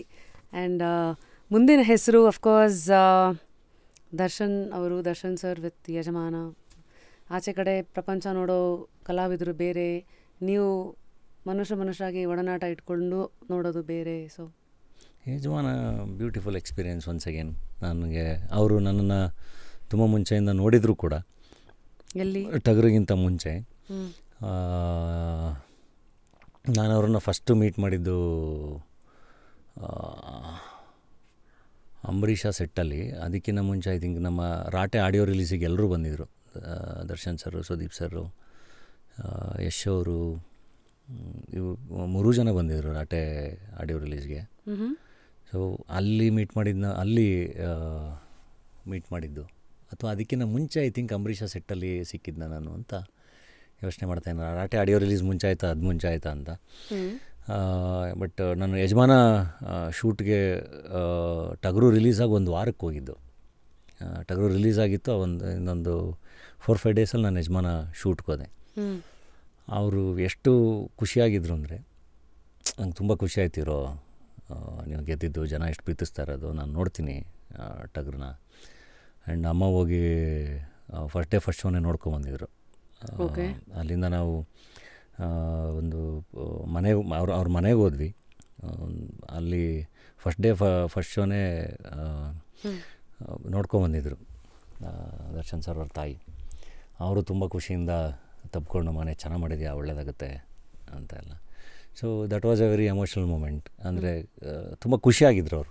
ಅಂದರೆ ಯಾವುದೋ ಒಂದು ವಿಷಯ ಆದಾಗ ಫೋನ್ ಮಾಡಿದ್ರು ಅದಕ್ಕಿಂತ ಮುಂಚೆ, ತಲೆ ಕೆಡಿಸ್ಕೊಬಿಡಿ, ಇದೆಲ್ಲ ಆಗ್ತಾ ಇರುತ್ತೆ, ನಾವೆಲ್ಲ ಇದ್ದೀವಿ ಅಂತ. ಸೊ ಹಂಗೆ ಈ ವಾಸ್ ಆಲ್ವೇಸ್ ದೇರ್. ಒಂದು ಎಮೋಷ್ನಲ್ ಕನೆಕ್ಷನ್ ಯಾವಾಗಲೂ ಇತ್ತದು. ಸೊ ಗೆದ್ದಾಗ ಒಂದು ಖುಷಿ ಪಡ್ತಾರಲ್ಲ, ಅದು ಯಾವಾಗಲೂ. ಆಮೇಲೆ ಯಾವಾಗಲೂ ಕಂಟಿನ್ಯೂಸ್ ಆಗಿ ಸಿನಿಮಾ ಮಾಡಿರೋ, ತಲೆ ಕೆಡಿಸ್ಕೊಬಿಡಿ, ಕಂಟಿನ್ಯೂಸ್ ಆಗಿ ಸಿನಿಮಾ ಮಾಡಿ ಅಂತ. ಈ ಫೇಸ್ ಆಫ್ ಲೈಫ್ ನಿಮಗೆ ಅಡ್ವೈಸ್ ಕೊಡೋರು ಸಿನಿಮಾ ರಂಗದವರೇನಾ ಅಥವಾ ಎರಡರ ಮಿಶ್ರಣನ? ಲೈಕ್ ನಿಮ್ಮ ರಿಯಲ್ ಲೈಫ್ ಒಂದಷ್ಟು ಫ್ರೆಂಡ್ಸ್ಗಳನ್ನು ಅಥವಾ ಸಿನಿಮಾ ರಂಗದ ಮೂಲಕ ಇರೋನೆಲ್ಲ ಇಟ್ಕೊಂಡಿರ್ತಾರಲ್ಲ ಒಂದು ಮುಷ್ಟಿನಲ್ಲಿ. ಎಲ್ಲರೂ ಹೇಳ್ತಾರೆ. ಈಗ ನನ್ನ ಫ್ರೆಂಡ್ಸ್ ಎಲ್ಲ ಇವಾಗಲೂ ನಾನು ಏನಾದ್ರು ತಪ್ಪು ಮಾಡ್ತಿದ್ದೀನಿ ಅನ್ಸಿದ್ರೆ ಬೈತಾರೆ, ಅವ್ರು ಹೇಳ್ತಾರೆ ಹಿಂಗೆ ಅಂತ. ಎಲ್ಲ ಹೆಸರುಗಳು ಕಂಫರ್ಟಬಲ್. ನಮ್ಮ ನಾಗಭೂಷಣ, ಬಾದಲ್ಲು, ಪೂರ್ಣ, ನಮ್ಮ ಸರ್ಕಲ್ ಏನಿದೆ ಸಿನಿಮಾದಲ್ಲಿರೋ ಸರ್ಕಲ್ಲು, ಆ್ಯಂಡ್ ಜೊತೆಗೆ ನನ್ನ ಸ್ಕೂಲ್ ಫ್ರೆಂಡ್ಸು ಎಲ್ಲರೂ. ಅಂದರೆ ಅವತ್ತಿಗೂ ಇವತ್ತಿಗೂ ನಾನು ಅವ್ರಿಗೆ ಸೇಮ್ ಅಲ್ಲ. ಅವ್ರು ರೇಗಿಸ್ತಾರೆ, ಬೈತಾರೆ, ಹೇಳ್ತಾರೆ, ಎಲ್ಲದನ್ನು ಹೇಳ್ತಾರೆ. ಜೊತೆಗೆ ಇಂಡಸ್ಟ್ರಿ ಅಂತ ಬಂದಾಗಲೂ ಅಷ್ಟೇ ಚೆನ್ನಾಗಿರುತ್ತೆ. ಈಗ ನಮ್ಮ ಶಿವಣ್ಣ ಸಿಕ್ಕಾಗ ಅವ್ರ ಜೊತೆ ಒಂದು ಹರಟೆ, ಅಥವಾ ಸುದೀಪ್ ಸರ್ ಸಿಕ್ಕಾಗ, ದರ್ಶನ್ ಸರ್ ಸಿಕ್ಕಾಗ, ಎಲ್ಲರ ಜೊತೆನೂ. ಆ್ಯಂಡ್ ಒಂದು ಸಣ್ಣ ಸಲಿಗೆನೂ ಕೂಡ ಇರುತ್ತಲ್ಲ, ಹಂಗಲ್ಲ ಹಿಂಗೆ, ಹಿಂಗಲ್ಲ ಹಿಂಗೆ ಅಂತ ಒಂದು ಸಣ್ಣ ವಾದನೂ ಮಾಡ್ಬೋದು. ಸೊ ಅವರು ಹಂಗಲ್ಲ ನಿಂಗೆ ಗೊತ್ತಾಗಲ್ಲ ಸುಮ್ಮನಿರು ಅಂತ ಅವರು ಹೇಳೋಷ್ಟು ಅದು ಚೆಂದ ಅಲ್ವಾ. ಈಗ ಅವ್ರನ್ನೆಲ್ಲ ನೋಡ್ಕೊಂಡು ಬೆಳೆದಿದ್ದೀವಿ. ಅವ್ರ ಜೊತೆ ಎಲ್ಲ ಟೈಮ್ ಸ್ಪೆಂಡ್ ಮಾಡೋದು ಯಾವಾಗಲೂ ಚೆಂದ. ಅದು ಒನ್ಸ್ ಅಗೇನ್ ನೆನಪಿನ ಪಾಕೆಟ್ಗೆ ಎಕ್ಸ್ಟ್ರಾ ಸೇವಿಂಗ್ಸ್ ಅದು. ನಾವು ಕಮ್ಸ್ ಅ ಫೇಸ್ ಅವಾರ್ಡ್ಸ್ ಅಂತೆಲ್ಲ ಬಂದಾಗ ಎಷ್ಟೊಂದು ಜನಕ್ಕೆ ನಿಮ್ಮ ಒಂದು ಪರಿಚಯಕ್ಕದ ಅವಾರ್ಡ್, ಈ ಪ್ರಶಸ್ತಿ ವಿಜೇತ ಅದಲ್ಲ. ಯೂಶ್ವಲಿ ಸೈಮಾ, ಫಿಲ್ಮ್ ಫೇರು ಇದೆಲ್ಲ ಅಪಾರ್ಟ್ ಫ್ರಮ್ ಅವಾರ್ಡ್ ಏನು ಬರುತ್ತೆ, ಇದು ಫೈನಾನ್ಷಿಯಲಿ ಈ ಥರ ಅವಾರ್ಡ್ಸ್ಗಳ ಲೆಕ್ಕಾಚಾರ ಹೇಗೆ? ಅದೆಲ್ಲ ದುಡ್ಡೇನಾದ್ರು ಕೊಡ್ತಾರಾ? ಏನಿಲ್ಲ, ಈ ಸ್ಟೇಟ್ ಅವಾರ್ಡನ್ನೇ ಸೈಟ್ ಕೊಡೋರು ಹಂಗೆಲ್ಲ ಏನೇನೋ ಪ್ರಶ್ನೆಗಳಿದೆಯಲ್ಲ. ನ್ಯಾಷನಲ್ ಅವಾರ್ಡ್ ಅಲ್ಲ, ಸ್ಟೇಟ್ ಅವಾರ್ಡ್ ಗೊತ್ತಿಲ್ಲ. ಸ್ಟೇಟ್ ಅವಾರ್ಡಲ್ಲಿ ಐ ಥಿಂಕ್ ದುಡ್ಡಿರುತ್ತೆ. ಅಂದರೆ ಒಂದು ಸ್ವಲ್ಪನಾದ್ರು ಗೌರವಧನ ಅಂತ ಏನಾದ್ರು ಕೊಡ್ತಾರೆ ಅನ್ಸುತ್ತೆ ಗೌರ್ಮೆಂಟ್. ಈ ಥರ ಪ್ರಶಸ್ತಿಗಳೆಲ್ಲ ಹಾಗಿದ್ರೆ ದುಡ್ಡಿರಲ್ಲ. ಅದೊಂದು ಅಂದರೆ ಚಂದ, ಸ್ಕೂಲಲ್ಲಿ ಪ್ರೈಸ್ ಕೊಟ್ಟಂಗೆ ಖುಷಿ ಆಗುತ್ತಲ್ಲ. ಹಾಂ, ಹಾಗೆ ಸಿಕ್ಕರೆ ಖುಷಿಯಾಗಿರೋದು, ಇಲ್ಲಾಂದರೆ ಪರವಾಗಿಲ್ಲ ಅಂತ ಆರಾಮಾಗಿರೋದು. ಚೆಂದ ಅಂದರೆ ಎಲ್ಲೋ ಒಂದು ಕಡೆ ಎಲ್ಲರೂ ಸೇರ್ತಾರೆ, ಅಲ್ಲೇನೋ ಒಂದು ಅವಾರ್ಡ್ ಅನೌನ್ಸ್ ಆಗುತ್ತೆ, ಮಾತಾಡ್ತೀವಿ, ಒಂದು ಹೊಸ ಎನರ್ಜಿ ಕೊಟ್ಟಂಗೆ, ಓಕೆ ನಮಗೊಂದು ಅವಾರ್ಡ್ ಬಂತಪ್ಪ ಅಂತ. ಹೇಗೆ ನಟನೆಯಲ್ಲಿ ನವರಸಗಳು ಇದೆಯೋ ಅದರ ಮೂಲಕ ನಿಮಗೆ ಸಿಗೋ ಯಶಸ್ಸು ಎಲ್ಲ ಜಾಗಗಳಿಗೂ ನಿಮ್ಗಾಗಲೇ ಕರ್ಕೊಂಡು ಹೋಗುತ್ತೆ. ಕೆಲವು ಸತಿ ಹೋಗ್ಬಾರೋ ಜಾಗಕ್ಕೆ ಅನಿವಾರ್ಯವಾಗಿ ಹೋಗಿರ್ತೀರ. ಕಾಂಟ್ರವರ್ಸೀಸ್ ನನಗೆ ಗೊತ್ತು, ನಾನು ಒಂದು ಕಾಂಟ್ರವರ್ಸಿ ಎದುರಿಸಿದಾಗಲೇ ನಾನು ಏನೋ ಪ್ರಶ್ನೆ ಕೇಳಿದ್ದು, ಅದು ಹೆಂಗೋ ಅವ್ರು ಅರ್ಥ ಮಾಡ್ಕೊಂಡು ಅದೇನೋ ಒಂದು ಫ್ಲೋನಲ್ಲಿ ಬಂದಿದ್ದು, ಅದರ ಸುರುಳಿ ಸುತ್ತ ಇಂಡಸ್ಟ್ರಿ ಹೆಂಗೆ ನೋಡ್ತಾರೆ, ಆ್ಯಕ್ಟರ್ಸ್ ಹೆಂಗೆ ನೋಡ್ತಾರೆ, ಜನ ಹೆಂಗೆ ನೋಡ್ತಾರೆ, ಅದರಿಂದ ರೂಮರ್. ಸೊ ಅದು ಒಂದು ಸತಿ ನೋಡಿನೇ ನನಗೆ ಅದರದ್ದು ಓಹೋ ಮಾನಸಿಕವಾಗಿ ಕುಗ್ಗಿದೆ ಕೂಡ. ಏನು ಗುರು ನಾನು ಏನೋ ಪ್ರಶ್ನೆ ಕೇಳಿದೆ, ನಾನೇನು ಮಾಡಿದೆ, ಮತ್ತು ನನ್ನ ಸಪೋರ್ಟಿಗೆ ಯಾರು ಬಂದರು, ಕಷ್ಟ ಬಂದಾಗಲೆಲ್ಲ ಗೊತ್ತಾಗ ನಿಮ್ಮ ಸುತ್ತ ಯಾರು ಇರ್ತಾರೆ ಅನ್ನೋದು. ಸೊ ಈ ಥರ ನಿಮಗೆ ದಿನ ಬೆಳಗಾದರೆ ಕೆಲವ್ರಿಗೆ ಅನಿಸ್ಬೋದು ಅದು ಅದು ಹೆಸರು ಅಂತ. ಇಟ್ ಈಸ್ ಆಲ್ವೇಸ್ ಗಾಜಿನ ಮನೆ, ಯಾವಾಗ ಕಲ್ಲು ಬೀಳುತ್ತೋ ಅಥವಾ ನೀವು ಏನೋ ಮಾಡಿದ್ದನ್ನು ಬೂತ್ ಕನ್ನಡಿ ಹಿಡ್ಕೊಂಡು ಹುಡ್ಕೋರು. ಇದನ್ನು ಈ ಜಾಗದ ಪರಿಚಯ ನಿಮ್ಗೆ ಈಗಿದೆ, ಅದನ್ನು ಹೇಗೆ ಹ್ಯಾಂಡಲ್ ಮಾಡಬೇಕು ಅನ್ನೋ ಪರಿಚಯ ಆದ ದಿನಗಳಿಂದ ಇಲ್ಲಿವರೆಗೂ ಏನು ಕಲ್ತಿದ್ದೀರಾ, ಹೇಗೆ ನೋಡ್ತಾ ಇದ್ದೀರಾ? ನನಗೆ ಅಂದರೆ ಸುಮ್ಮನೆ ಕಾಂಟ್ರವರ್ಸಿಗಳಾದಾಗ ಆ್ಯಕ್ಚುಲಿ ಹಿಂಸೆನೇ ಆಗಿದೆ. ಬಟ್ ಅದಾದಮೇಲೆ ಒಂದು ಧೈರ್ಯನೂ ಬಂತು. ಹೇಗೆ ಅಂದರೆ ಓಕೆ ಇದು ನಾವು ಹೆಂಗಿದ್ರೂ ಏನು ಬೇಕಾದರೂ ಆಗ್ಬೋದು ಇಲ್ಲಿ ಅಂತ. ನೀವೆಷ್ಟೇ ಸರಿಗಿದ್ರೂ ಆಗ್ಬೋದು, ನೀವು ಹೆಂಗಿದ್ರೂ ಆಗ್ಬೋದು, ನೀವೆಷ್ಟೇ ಪ್ರೀತಿಸ್ತಾ ಇದ್ರೂ ಅದು ಏನು ಬೇಕಾದರೂ ಆಗ್ಬೋದು, ನೀವೆಷ್ಟೇ ಆನೆಸ್ಟಾಗಿದ್ರೂ ಏನು ಬೇಕಾದರೂ ಆಗ್ಬೋದು. ಆಮೇಲೆ ನಾನು ಒಂದು ಸರಿ ಯೋಚನೆ ಮಾಡ್ತಾ ಬಂದೆ, ಇವತ್ತಿನ ಐ ಡೋಂಟ್ ನೋ, ನನಗೆ ಹಿಂದಿಂದೆಲ್ಲ ಹೆಂಗಿತ್ತು ಗೊತ್ತಿಲ್ಲ, ಸೋಷಿಯಲ್ ಮೀಡಿಯಾ ಅನ್ನೋದು ಇದು ಎಲ್ಲ ಬಂದಮೇಲೆ ಯಾರನ್ನು ಬಿಟ್ಟಿದ್ದಾರೆ ಹೇಳಿ ನೋಡೋಣ, ಯಾರನ್ನು ಬಿಟ್ಟಿದ್ದಾರೆ ಹೇಳಿ? ಪ್ರತಿದಿನ ಸೋಷಿಯಲ್ ಮೀಡಿಯಾ ಓಪನ್ ಮಾಡಿದ್ರೆ ಇಂಥ ಸ್ಟಾರ್ ಆ್ಯಕ್ಟ್ರನ್ನ ಅಂತ ಬಿಟ್ಟಿದ್ದಾರಾ? ಇಲ್ಲ. ಹಳೆ ಆ್ಯಕ್ಟ್ರ್ಗಳನ್ನ ಬಿಟ್ಟಿದ್ದಾರಾ? ಇಲ್ಲ. ಯಾರನ್ನೂ ಬಿಡಲ್ಲ. ಅಂದರೆ ಅವರ ಸ್ಯಾಡಿಸಮ್ನ ಆಚೆ ಹಾಕೋಕ್ಕೆ ಒಂದು ಜಾಗ ಥರ ಸಿಕ್ಬಿಡಿದೆ ಅದು. Where you have fake accounts, ನೀವು ಒರಿಜಿನಲ್ ಅಂತಲೂ ಅಲ್ಲಿ ಅವ್ರು ಯಾರು ಅಂತಲೂ ಗೊತ್ತಿರಲ್ಲ. ಅದಕ್ಕೆ ಒಂದೇ ಒಂದು ಸೊಲ್ಯೂಷನ್ ಇರೋದು, ಅದಕ್ಕೆ ತಲೆ ಕೆಡಿಸ್ಕೊಳ್ಳೋದು ಬಿಡಬೇಕು, ಅದನ್ನು ನೋಡೋದೇ ಬಿಡಬೇಕು. ಮಾಡ್ಕೊಳ್ಳಿ ಆರಾಮಾಗಿ, ನಮ್ಮ ಪಡೆಗೆ ನಾವು ಕೆಲಸ ಮಾಡ್ಕೊಂಡು ಹೋಗ್ತೀವಿ ಅಂತ. ಕೆಲಸ ಯಾವಾಗಲೂ ಒಂದು ಸಕ್ಸಸ್ ಕೊಡೋ ಆನ್ಸರ್ ಇದೆಯಲ್ಲ, ಅದಕ್ಕಿಂತ ದೊಡ್ಡ ಆನ್ಸರು ಯಾವುದೂ ಇಲ್ಲ. ಈಗ ಅದೇನೇ ಕಾಂಟ್ರವರ್ಸಿ ಆಗಲಿ ಏನೇ ಆಗಲಿ. ಆಮೇಲೆ ಇನ್ನೊಂದು, ಮನುಷ್ಯ ಅಂದಮೇಲೆ ಎಲ್ಲರೂ ತಪ್ಪು ಮಾಡೋಕ್ಕೆ ಸಾಧ್ಯ. ಸೊ ಅಕಸ್ಮಾತ್ ತಪ್ಪಾಯಿತು ಅಂತಲೇ ಇಟ್ಕೊಳ್ಳಿ, ಓಕೆ ನನ್ನಿಂದ ತಪ್ಪಾಗಿದೆ ಅಂದರೆ ಕ್ಷಮೆ ಕೇಳ್ಬಿಟ್ಟು ಮುಂದಕ್ಕೆ ಹೋಗ್ಬೋದು, ಮತ್ತೆ ಬದುಕು ಕಟ್ಕೋಬೇಕು, ತಲೆ ಕೆಡಿಸ್ಕೋಬಾರ್ದು. ತಪ್ಪಾಗಿಲ್ವಾ, ತಲೆನೇ ಕೆಡಿಸ್ಕೋಬಾರ್ದು. ಆಮೇಲೆ ಸರಿ ತಪ್ಪುಗಳ ಡೆಫಿನೇಷನ್ ನೀವು ಹೆಂಗೆ, ಹೌ ಯು ಡಿಫೈನ್ ಇಟ್. ಈಗ ನಿಮಗೆ ಸರಿ ಅನ್ಸಿದ್ದು ನನಗೆ ತಪ್ಪು ಅನಿಸ್ಬೋದು, ನನಗೆ ತಪ್ಪು ಅನ್ಸಿದ್ದು ನಿಮಗೆ ಸರಿ ಅನಿಸ್ಬೋದು. ಅದನ್ನ ಹೆಂಗೆ ಡಿಫೈನ್ ಮಾಡೋಕ್ಕಾಗತ್ತೆ? ಅವ್ರಿಗೆ ಹೆಂಗೆ ಬೇಕು ಹಂಗೆ ತೊಗೋತಾರೆ ಎಲ್ಲದನ್ನು. ನೀವೇನೇ ಹೇಳಿ ಅವ್ರಿಗೆ ಏನು ಬೇಕು ಅದನ್ನೇ ತೊಗೊಳ್ಳೋದು. ಚೆನ್ನಾಗಿ ಹೇಳಿದ್ರಿ. ಸೊ ಅದ್ರ ಬಗ್ಗೆ ತಲೆ ಕೆಡಿಸ್ಕೋಬಾರ್ದು. ನಮ್ಮ ಪ್ರಕಾರ ನಾವೇನೋ ಹೇಳಿದ್ದೀವಿ ಅಂದರೆ ಅದು ಅರ್ಥ ಆಗೋರಿಗೆ ಅರ್ಥ ಆಗಿರುತ್ತೆ, ಅರ್ಥ ಆಗದಿದ್ದವ್ರಿಗೆ ಐ ಥಿಂಕ್ ಲೇಟಾಗಿ ಅರ್ಥ ಆಗ್ಬೋದು, ಇನ್ಯಾವಾಗಲೂ ಅರ್ಥ ಆಗ್ಬೋದು, ಅವರು ಇನ್ನೊಂಚೂರು ಇವಾಲ್ವ್ ಆದಾಗ ಅರ್ಥ ಆಗ್ಬೋದು, ಅಥವಾ ಇನ್ಯಾವುದೋ ಪರಿಸ್ಥಿತಿಗಳಲ್ಲಿ ಅರ್ಥ ಆಗ್ಬೋದು ಅವ್ರ ಬದುಕಲ್ಲಿ. ಅಥವಾ ಕೆಲವು ಸತಿ ಆ ಜಾಗದಲ್ಲಿ ಅವ್ರು ನಿಂತ್ಕೊಂಡು ಇವ್ರಿಗೆ ಯಾಕೆ ಹಿಂಗೆ ಆಗಿರ್ಬೋದು ಅಂತ ಸಹಾನುಭೂತಿ ತೋರಿಸಿ ಅಲ್ಲಿ ನೋಡಿದಾಗಲೂ ಆಗ್ಬೋದು. ಆಮೇಲೆ ಏನು ಎಲ್ಲರೂ ಮನುಷ್ಯರೇ ಅಲ್ವಾ, ಯಾರೋ ದೇವ್ರುಗಳಲ್ಲ ಅಲ್ವಾ, ಅವರು ಮನುಷ್ಯರೇ ಅಲ್ವಾ. ಅವ್ರ ಬದುಕಲ್ಲೂ definitely they will also face. ಈಗ ನಾವು ಪಬ್ಲಿಕ್ ಲೈಫಲ್ಲಿರೋದಕ್ಕೆ ಅದು ನಿಮಗೆ ಬೇರೆ ಥರ ದೊಡ್ಡದಾಗುತ್ತೆ, ಇಂಪ್ಯಾಕ್ಟು ದೊಡ್ಡದಾಗಿ ಕಾಣಿಸುತ್ತೆ. ಅವ್ರವ್ರ ಲೈಫ್ಗಳಲ್ಲೂ ಆಗುತ್ತೆ, ಆವಾಗ ರಿಯಲೈಸ್ ಆಗೋಕ್ಕೆ ಸಾಧ್ಯ. So that's how you understood it. ಅದರ ಸಿಸ್ಟಮ್, ಇಕೋಸಿಸ್ಟಮ್ ಹೇಗಿರುತ್ತೆ ಅಂತ. ಅದರ ಈಗ ತುಂಬ ಸ್ಪಿರಿಚುವಲ್ ಆಗಿ ಯೋಚನೆ ಮಾಡ್ತಾ ಕರ್ಮ ಅಂತ ಏನೋ ಒಂದು ಹೇಳ್ತೀವಲ್ಲ, ಡೆಫಿನೆಟ್ಲಿ ನಾವಿಲ್ಲಿ ಏನೇನು ನಾವು ಹೆಂಗೆ ಯೋಚನೆ ಮಾಡ್ತೀವಿ, ನಾವು ಹೆಂಗಿರ್ತೀವಿ, ನಾವು ಏನೇನು ಮಾಡ್ತೀವಿ, ನಾವು ಯಾವ ದಾರಿ ಚೂಸ್ ಮಾಡ್ತೀವಿ, ಎಲ್ಲದೂ ಇಂಪಾರ್ಟೆಂಟ್. ನಾವು ಯಾವ ದಾರಿ ಚೂಸ್ ಮಾಡ್ತೀವಿ ಅದೇ ಎಂಡೇ ಸಿಗೋಕ್ಕೆ ಸಾಧ್ಯ. ಅಲ್ಲೇನು ಹೊಸ ಎಂಡ್ ಅಂತ ಏನು ಸಿಗಲ್ಲ. ನಿಜ. ಈಗ ಮಾವಿನ ಬೀಜ ಹಾಕಿದ್ರೆ ಮಾವಿನ ಹಣ್ಣೆ ಬರೋದು. ಸೊ ನಾವು ಏನು ಬಿತ್ತೀವಿ ಅದು ಬೆಳಿತೀವಿ. ಸೊ ಬಿಟ್ಬಿಡ್ಬೇಕು, ಅವ್ರವ್ರ ಬೀಜ ಅವ್ರವ್ರು ಬಿತ್ಕೊಂಡು ಅವ್ರವ್ರು ಬೆಳ್ಕೊತಾರೆ, ಅವ್ರಿಗೆ ಏನೇನು ಬೇಕದು. ತಲೆ ಕೆಡಿಸ್ಕೋಬಾರ್ದು. ನಾವು ಆದಷ್ಟು ಕ್ಷಮಿಸಬೇಕು. ಆ್ಯಂಡ್ ಸಹಬಾಳ್ವೆ ತುಂಬ ಇಂಪಾರ್ಟೆಂಟ್. ಅದ್ರ ಕಡೆ ಕೆಲಸ ಮಾಡಿ, ನಮ್ಮ ಕೆಲಸ ಅಷ್ಟೇ. ಕೆಲಸ ಪ್ರೂವ್ ಮಾಡುತ್ತೆ ಯಾವಾಗಲೂ. ಕೆಲಸನೇ ಐಡೆಂಟಿಟಿ, ಕೆಲಸನೇ ಕಾಯೋದು. ಕ್ಷಮಿಸಬೇಕು ಅನ್ನೋ ಮಾತೇನು ಬಂತು. ಒಂದಷ್ಟು ವಿಚಾರಗಳು ಇಲ್ಲಿ ಹೇಗೆ ಬರುತ್ತೆ, ಮೆಂಟಲ್ ಹೆಲ್ತ್ ಅಂತ ಬಂದಾಗ I want to know how you think, so that ಅದ್ರ ಮೂಲಕ ಆಡಿಯನ್ಸ್ಗೆ ನಿಮ್ಮ ಪರಿಚಯ ಇನ್ನೂ ಚೆನ್ನಾಗುತ್ತೆ. ನಮ್ಗೆ ಎನರ್ಜಿ ಸಕ್ ಮಾಡೋದು ಕೆಲವು ವಿಚಾರಗಳು. ಸೈಕಾಲಜಿ ಏನು ಹೇಳುತ್ತೆ ಅಂದರೆ, ಒಂದು ಯಾವಾಗಲೂ ಎಲ್ಲನ ಕಂಪ್ಲೇಂಟ್ ಮಾಡೋದು, ಇದು ಸರಿಗಿಲ್ಲ ಅದು ಸರಿಗಿಲ್ಲ. ಆ್ಯಂಡ್ ಸೋಷಿಯಲ್ ಮೀಡಿಯಾದಲ್ಲಿ ಡೂಮ್ ಸ್ಕ್ರೋಲಿಂಗ್ ಅದೇನು ಕರೀತಾರೆ, ಒಂದೇನೋ ಶುರು ಆಗುತ್ತೆ, ಅದು ಏನೊಂದು ಗೊತ್ತಾಗದೇ ಒಂದು ಅರ್ಧ ಗಂಟೆ ಅದರಲ್ಲಿ ಕಳೆದೋಗೋದು. ಇದ್ರ ಜೊತೆಗೇ ಬೇರೆಯವ್ರು ಏನೋ ಮಾಡಿರೋದನ್ನು ಇಟ್ಕೊಂಡು ಸಾಧಿಸಿ ಫರ್ಗಿವ್ ಮಾಡದೇ ಇರೋದು. ಸೊ ಇದೆಲ್ಲವನ್ನು ಮತ್ತೆ ಯಾರಿಗೆ ಪ್ರೀತಿ ಕೊಡಬೇಕು ಅದನ್ನು ಕೊಡೋದು. ಸೊ ಇದೆಲ್ಲ ಮಾತುಗಳು ಹೇಳಿದಾಗ್ಲೂ ನಿಮ್ಮ ಮನಸ್ಸಿಗೆ ಒಂದಷ್ಟು ವಿಂಡೋ ಓಪನ್ ಆಗಿರುತ್ತೆ. ಅಲ್ಲ, ಡೆಫಿನೆಟ್ ಕಂಪ್ಲೇಂಟ್ ಮಾಡೋದು ಐ ಥಿಂಕ್ ಎಲ್ಲ ಅದೂ ಮೋಸ್ಟ್ಲಿ ಎಲ್ಲದರಲ್ಲೂ ನಾವು ಇವಾಲ್ವ್ ಆಗ್ತಾ ಇರ್ತೀವ ಅಂತ. There will be a phase where complaint ಮಾಡ್ತಾ ಇರ್ತೀವಿ, ಏನೋ ವರ್ಕ್ ಆಗ್ತಿಲ್ಲ ಅಂತ ಅಂದಾಗ. ಬಟ್ ಅದನ್ನು ದಾಟಕ್ಕೆ ಟ್ರೈ ಮಾಡಬೇಕು.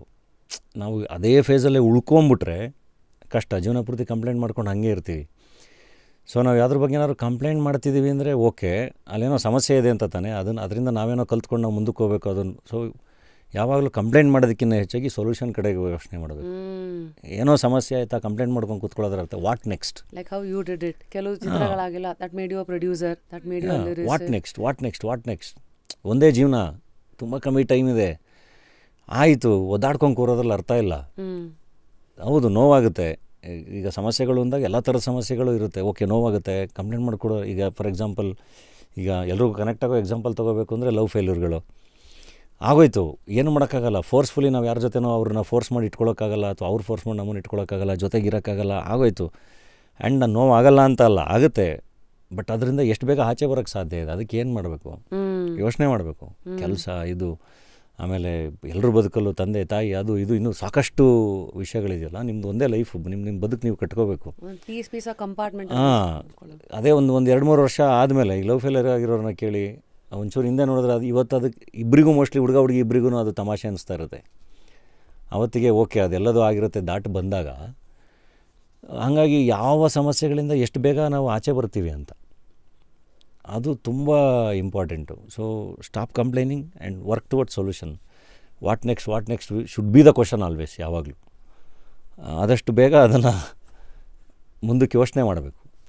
ಇಷ್ಟೊಂದು ಆಲೋಚಿಸುವ ಒಂದು ಮನಸ್ಥಿತಿಯನ್ನು ಇವತ್ತಿಗೆ ಬೆಳೆಸ್ಕೊಂಡಿರೋ ಧನಂಜಯ್ ಅವರು.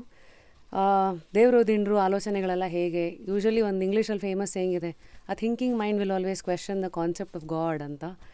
ಸೊ ಫ್ರಮ್ ಅರಸೀಕೆರೆ ಟಿಲ್ ಎಲ್ಲ ಥರದ ಏನೋ ಅನುಭವಗಳನ್ನು ಹೊಂದಿರೋ ನಿಮ್ಮ ನಂಬಿಕೆಗಳೇನು, ನಂಬ್ತೀರಾ?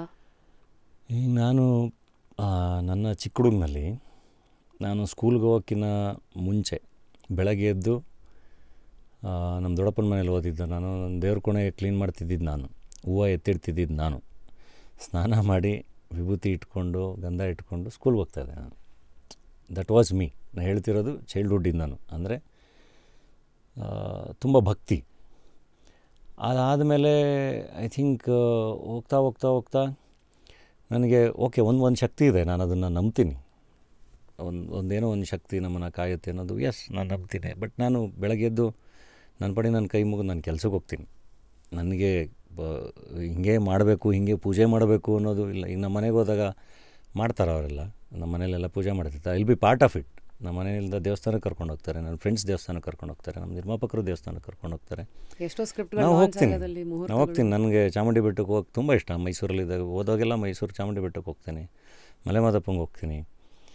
ಇಲ್ಲಿ ನಮ್ಮದೆಲ್ಲ ಸಿನಿಮಾ ಪೂಜೆ ಬಂಡಿ ಮಕ್ಕಳ ಮೊದಲು ಮಾಡ್ತೀವಿ. ಸೊ ಎಲ್ಲರ ನಂಬಿಕೆನೂ ಗೌರವಿಸ್ಬೇಕು. ಆ್ಯಂಡ್ ಒಂದು ನಂಬಿಕೆ ಅದು ಅಂದರೆ ನನಗೆ ಎಲ್ಲ ಅಂದರೆ ಒಂದು ಶಕ್ತಿನೋ ಥರ ನೋಡ್ತೀನಿ. ಕೈ ಮುಗಿದು ಜಾಸ್ತಿ ನಾನು ಕೆಲಸದ ಮೇಲೆ ಫೋಕಸ್ ಮಾಡ್ತೀನಿ ಅಷ್ಟೇ. ನನಗೆ ಹಂಗೆ ಅಂದರೆ ಈಗ ಏನಾಗುತ್ತೆ ಗೊತ್ತಾ, ನಾನು ಒಂದು ಎಕ್ಸಾಂಪಲ್ ಹೇಳ್ತೀನಿ ನಿಮಗೆ ಯಾಕೆ ದೇವರು ಬೇಕು ಅಂತ. ಈಗ ನನಗೆ ಸೈನ್ಸ್ ಗೊತ್ತು, ನನಗೆ ಓಕೆ ಬಯಾಲಜಿಕಲ್ ಸೈನ್ಸ್ ಎಷ್ಟು ಇವಾಲ್ವ್ ಆಗ್ತಿದೆ ಗೊತ್ತು, ಅಥವಾ ಟೆಕ್ನಾಲಜಿಕಲಿ ಎಲ್ಲದು ನಾವು ಎಷ್ಟು ಇವಾಲ್ವ್ ಆಗ್ತಿದ್ದೀವಿ ಗೊತ್ತು. ಸೊ ದೇವರು ಅನ್ನೋ ಕಾನ್ಸೆಪ್ಟನ್ನ ತೆಗೆದಾಕೋದು ಕೂಡ ಈಸಿನೇ. ನಾನು ಹೇಳ್ತಿರೋದು ನಾಸ್ತಿಕರನ್ನು ನಾನು ಗೌರವಿಸ್ತೀನಿ. ಯಾಕಂದರೆ ಅವ್ರ ನಂಬಿಕೆ, ಅವ್ರದ್ದೇನೋ ಒಂದು ಅರಿವು ಅದು. ಅವರು ಅದನ್ನು ಬೇರೆ ರೂಪದಲ್ಲಿ ಏನೋ ಕಂಡುಕೊಂಡು, ನಾಸ್ತಿಕರು ಕೂಡ ಅವ್ರು ಬೇರೆ ಥರ ಯೋಚನೆ ಮಾಡ್ತಾರೆ. ನನಗೆ ಅವ್ರ ಬಗ್ಗೆ ಕಂಪ್ಲೇಂಟ್ಸೇ ಇಲ್ಲ. ಐ ರೆಸ್ಪೆಕ್ಟ್ ದೆಮ್ ಅವ್ರ ಇದಕ್ಕೆ. ಬಟ್ ನನಗೆ ಯಾವಾಗ ಅನಿಸಿದ್ದು ಅಂದರೆ, ಈಗ ನಮ್ಮ ತಾಯಿನೊಂದು ಸರಿ ನಮ್ಮ ಮೈಸೂರು ಮಿಷನ್ ಹಾಸ್ಪಿಟ್ಲಲ್ಲಿ ಅಡ್ಮಿಟ್ ಮಾಡಿದೆ. ಅವ್ರಿಗೊಂದು ಸಣ್ಣ ಸರ್ಜರಿ ಇತ್ತು. ಸರ್ಜರಿ ಹೋಗ್ತಾ ಅವ್ರನ್ನ ವೀಲ್ಚೇರ್ ಮೇಲೆ ಕೂರಿಸ್ಕೊಂಡು ಹೋಗ್ಬೇಕಲ್ಲ, ಅವರು ಜಂಕಲ್ ಸಿದ್ದಪ್ಪ ಅಂತ. ಅದು ನನ್ನ ಕಿವಿಗೆ ಬೀಳ್ತಿದ್ದಂಗೆ ನನಗೆ ಓಕೆ, ನಾನಾಗಿದ್ದಿದ್ರೆ ಸುಮ್ಮನೆ ಧೈರ್ಯವಾಗಿ ಹೋಗಿರ್ಬೇಕಂದ್ರೆ ನನಗೆ ಡಾಕ್ಟ್ರ್ ಗೊತ್ತು, ಒಂದು ಸಣ್ಣ ಸರ್ಜರಿ, ಅವನು ಏನೋ ಒಂದು ಪಾರ್ಟ್ ತೆಗಿತಾನೆ, ಆಯಿತು ಅಷ್ಟೇ ನನಗೆ. ಸೊ ನನಗೆ ಗೊತ್ತಿದ್ದು ಸಿಂಪಲ್ ಸರ್ಜರಿ ಅಂತ. ಆದರೆ ಅದೇನೂ ಗೊತ್ತಿಲ್ಲದೆ ಇರೋ ನನ್ನ ತಾಯಿ, ಅವಳಿಗೆ ಒಂದು ಒಂದು ಒಂದು ಒಂದು ಒಂದು ಬೇರೆ ಬೇಕಲ್ಲ, ಒಂದು ಅಪ್ಪುಗೆಗೆ ಏನೋ ಒಂದು, ಅದು ಜೇಂಕಲ್ ಸಿದ್ದಪ್ಪ. ನಂಬಿಕೆಗಳ ಭಯಗಳನ್ನೆಲ್ಲ ಅದು ಜೇಂಕಲ್ ಸಿದ್ದಪ್ಪ, ನನ್ನ ಜೊತೆ ಜೇಂಕಲ್ ಸಿದ್ದಪ್ಪ ಇದ್ದಾನೆ ಅಂತ. ಅಂದರೆ ಏನೋ ಒಂದು ದೊಡ್ಡ ಶಕ್ತಿ ತನ್ನನ್ನು ಕಾಯ್ತಾ ಇದೆ ಅನ್ನೋದಿದೆಯಲ್ಲ, ನನಗೆ ಆ ಪಾಯಿಂಟಲ್ಲಿ ಎಷ್ಟು ಚಂದ ಅಲ್ವಾ. ಈಗ ನನಗೆ ಗೊತ್ತು, ಸೊ ನಾನು ದೇವ್ರನ್ನ ನೆನೆಸ್ಕೊಳ್ದೇ ಇರೋದು ಓಕೆ, ಬಟ್ ನನ್ನ ತಾಯಿಗೆ ಅದು ತುಂಬ ಇಂಪಾರ್ಟೆಂಟ್ ಅಲ್ವಾ. ಆ್ಯಂಡ್ ದೇವರ ರೂಪನೂ ಹೇಳ್ತೀನಿ. ಇದೇ ನಮ್ಮ ಮೈಸೂರು ಮಿಷನ್ ಹಾಸ್ಪಿಟ್ಲು ಒಳಗಡೆ ಒಂದು ದರ್ಗಾ ಕೂಡ ಇದೆ. ಓಹೋ, ಆಯಿತಾ.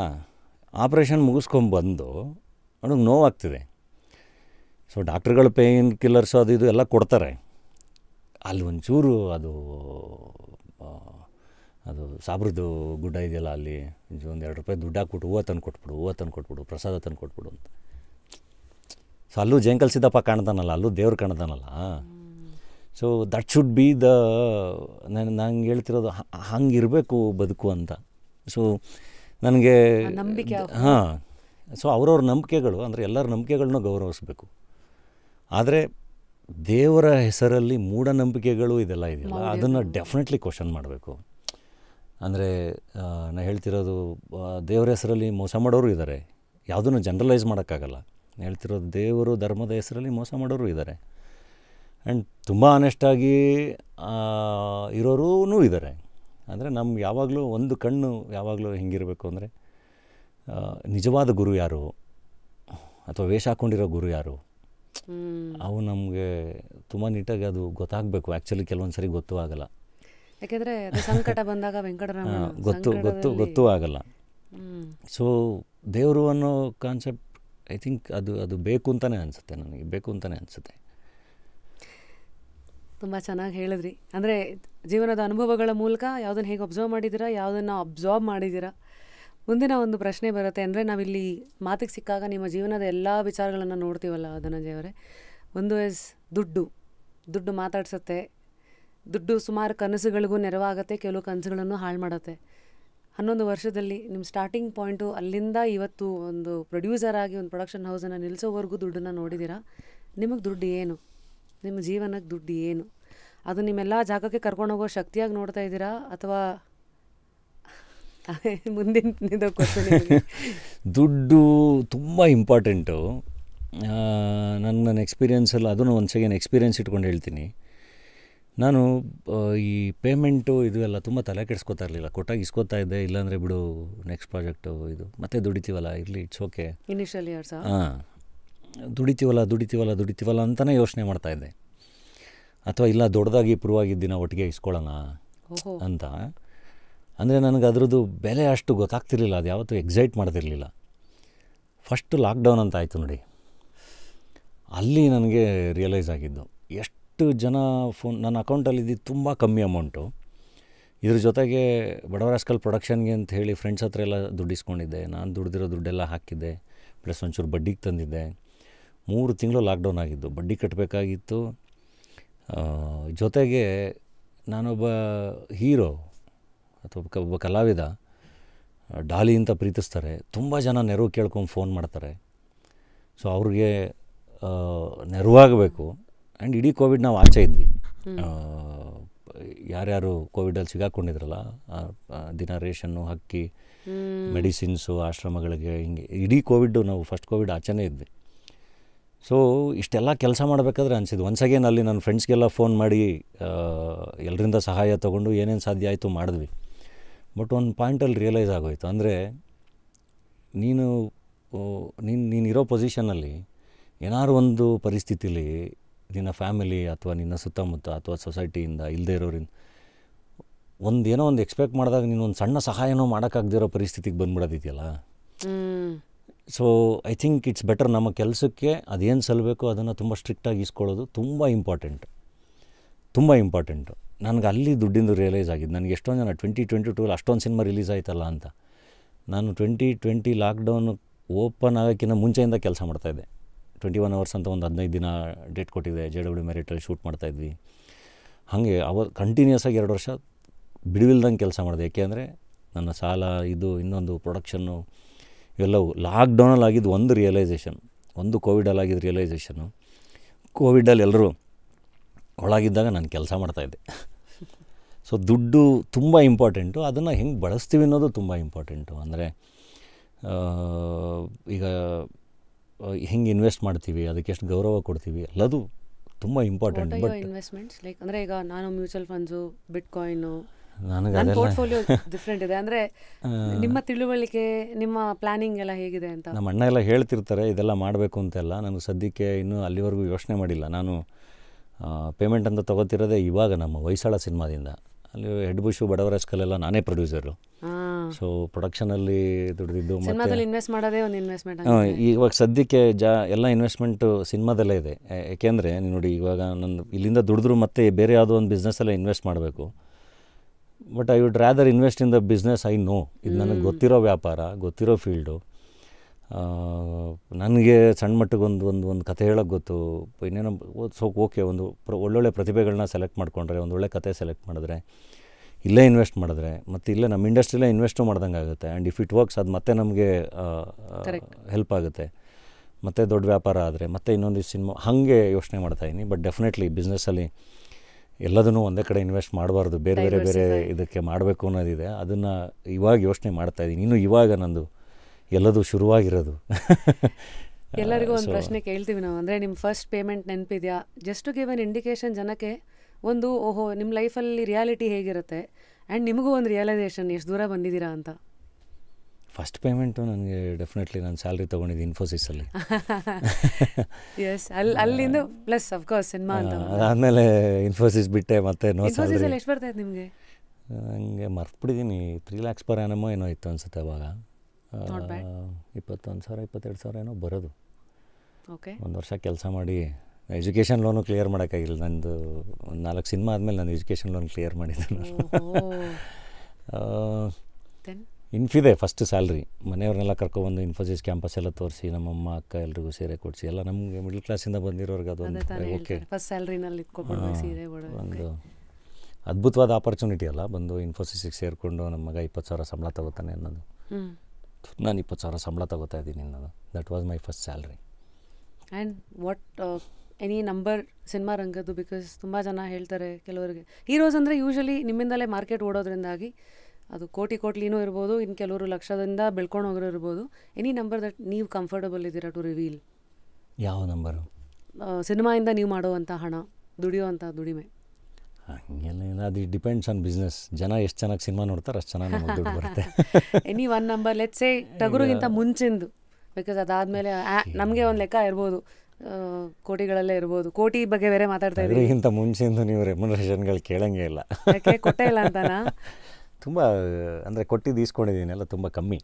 ಓಹೋ, ನೈಸ್. ಮೋಸ್ಟ್ಲಿ ನಮ್ಮದು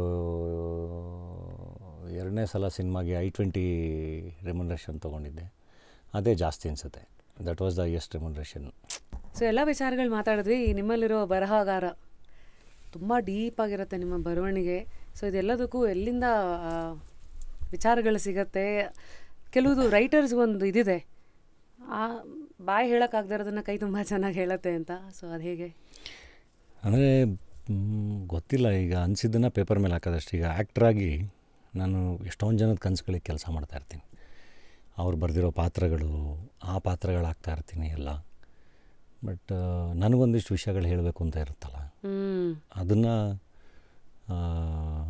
ಹಾಡುಗಳ ಮೂಲಕ ಅಥವಾ ಸಣ್ಣ ಸಣ್ಣ ಕವಿತೆಗಳ ಮೂಲಕ ಹೇಳುವಂಥ ಪ್ರಯತ್ನ ಅಷ್ಟೇ. ಅವೇ ಹಾಡುಗಳಾಗ್ತವೆ. ಆ್ಯಂಡ್ ನನಗೆ ಯಾವ್ದಾದ್ರು ಕತೆ ತುಂಬ ಇಷ್ಟ ಆದ, ಈಗ ಟಗರು ಪಲ್ಯ ಕತೆ ನನಗೆ ತುಂಬ ಅಂದರೆ ತುಂಬ ಇಷ್ಟ ಆಗೋಯಿತು. ಅದಕ್ಕೆ ಅಷ್ಟು ಹಾಡು ನಾನೇ ಬರ್ತಿದ್ದೆ, 4 ಹಾಡುಗಳು ಸಿನಿಮಾದಲ್ಲಿ.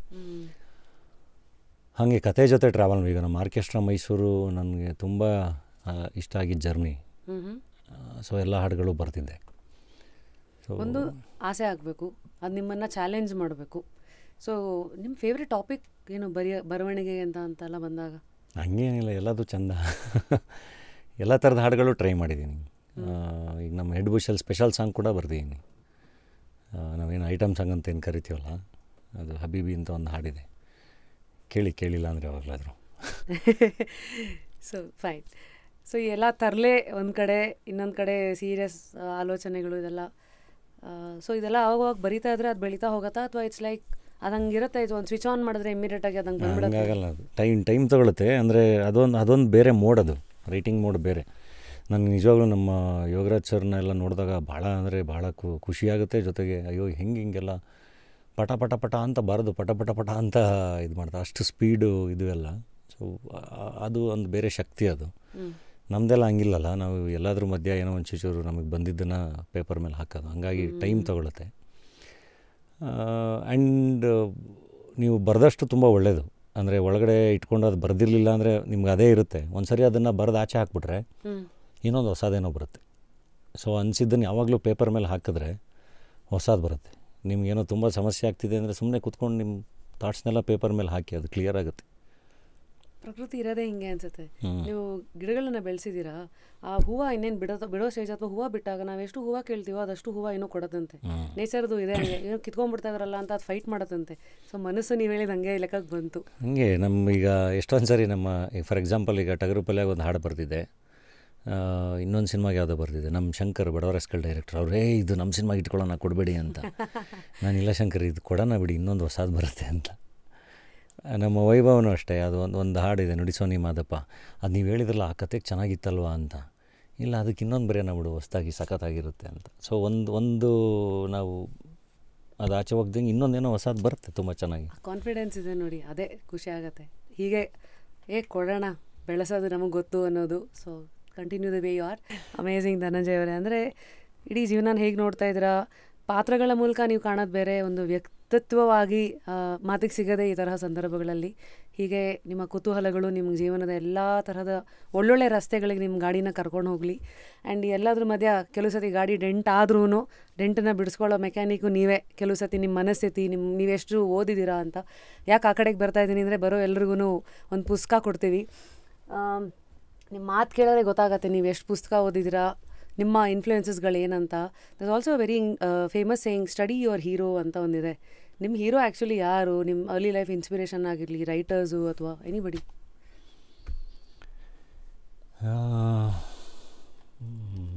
ಐ ಥಿಂಕ್ ಅಣ್ಣವ್ರ ಸಿನಿಮಾಗಳೇ ಜಾಸ್ತಿ ನೋಡ್ಕೊಂಡು ಬೆಳೆದಿದ್ದು. ಫಸ್ಟ್ ಎಕ್ಸಾಂಪಲ್ ಅಣ್ಣವ್ರದ್ದೇ ಬರುತ್ತೆ. ಅದಾದಮೇಲೆ ಇನ್ನು ಪುಸ್ತಕ ಓದೋದು ಅಂತ ಬಂದರೆ ಐ ಥಿಂಕ್ ಪೂರ್ಣಚಂದ್ರ ತೇಜಸ್ವಿ ಅವ್ರ ಪುಸ್ತಕಗಳಿಂದ ರೀಡಿಂಗ್ ಅಂತ ಶುರುವಾಗಿದ್ದು ಅವ್ರುಗಳೇ they are your heroes. Okay, so ಈ ಸದ್ಯ ಯಾವ ಪುಸ್ತಕ ಓದ್ತಾ ಇದ್ದೀರಾ? ಸದ್ಯಕ್ಕೆ ಯಾವುದು ಓದ್ತಾ ಇಲ್ಲ. ಸದ್ಯಕ್ಕೆ ಜೀವನ love to read Alchemist again, revisit ಮಾಡಬೇಕು. ನನಗೆ ನಂದು ಅರ್ಲಿಯರ್ ಡೇಸಲ್ಲಿ ಇನ್ಸ್ಪೈರ್ ಮಾಡಿದ್ದೇನೆ ಈ ಬುಕ್ಕು. ಅದ್ರದ್ದು ಒಂದು ಸ್ಟೇಟ್ಮೆಂಟು ನಿಮಗೆ ಶಾರುಖ್ ಖಾನ್ ಸಿನಿಮಾದಲ್ಲಿ ಯೂಸ್ ಮಾಡಿದ್ರು, ಓಂ ಶಾಂತಿ ಓಮಲ್ಲಿ. अगर तुम किसी चीज़ को सच्ची दिल से चाहो तो पूरा कायनात तुझे उसे मिलाने की कोशिश में लग जाती है. ನೀವೇನಾದರೂ ಇಷ್ಟಪಟ್ಟರೆ ಅದ್ರ ಕಡೆ ಇಡೀ ಪ್ರಕೃತಿ ನಿಮ್ಮನ್ನು ಕರ್ಕೊಂಡೋಗುತ್ತೆ ಅಂತ. ಅದು ಆಲ್ಕೆಮಿಸ್ಟ್. ಅದು ಓದಿ ನನಗೆ ತುಂಬ ಕನೆಕ್ಟ್ ಆಗಿದ್ದ ಬುಕ್ಕು. ಆ್ಯಂಡ್ ಇಡೀ ಜರ್ನಿಲಿ ನಾನು ಹಾಗೆ ಯೋಚನೆನೂ ಮಾಡ್ತಾಯಿದ್ದೆ. ಆ್ಯಂಡ್ ಇಡೀ ಜರ್ನಿಲಿ ಪ್ರತಿಯೊಂದು ಒದ್ದಾಟದಲ್ಲಿದ್ದಾಗಲೂ ಅದೇನೋ ಒಂದು ಸೊಲ್ಯೂಷನ್ ಕಂಡಿದೆ, ಅಥವಾ ಯಾರೋ ಬಂದು ಕೈ ಹಿಡ್ಕೊಂಡು ಒಂದೆರಡು ಹೆಜ್ಜೆ ಮುಂದಕ್ಕೆ ದಾಟಿಸ್ಬಿಟ್ಟಿದ್ದಾರೆ. ಸೊ ಆಲ್ಕೆಮಿಸ್ಟ್ ಜರ್ನಿ ತುಂಬ ಚೆನ್ನಾಗಿ ಕನೆಕ್ಟ್ ಆಗಿದೆ. ಇನ್ನೊಂದು ಸರಿ ಓದ್ತೀನಿ ಅದು. ಡೆಫಿನೆಟ್ಲಿ. ಸೈನ್ ಮಾಡಿ ಕೊಡೋವರೆಗೂ ಕೊನೆ ಕೆಲಸ ನಿಮಗೆ 3 ಜನನ ನಾಮಿನೇಟ್ ಮಾಡಿ. ಯಾವ ವ್ಯಕ್ತಿತ್ವಗಳನ್ನು ಮಾತಿಗೆ ಎಳಿಬೇಕು? ಜಸ್ಟ್ ಕ್ಯೂರಿಯಸಲ್ಲಿ ನಮ್ಮ ಟೀಮಲ್ಲಿರೋನೆಲ್ಲ ಮಾತಾಡ್ಸ್ಬೋದು ನಿಮಗೆ. ನೆಕ್ಸ್ಟ್ ಪರಮ್ ಸರ್ ಬರ್ತಾರೆ.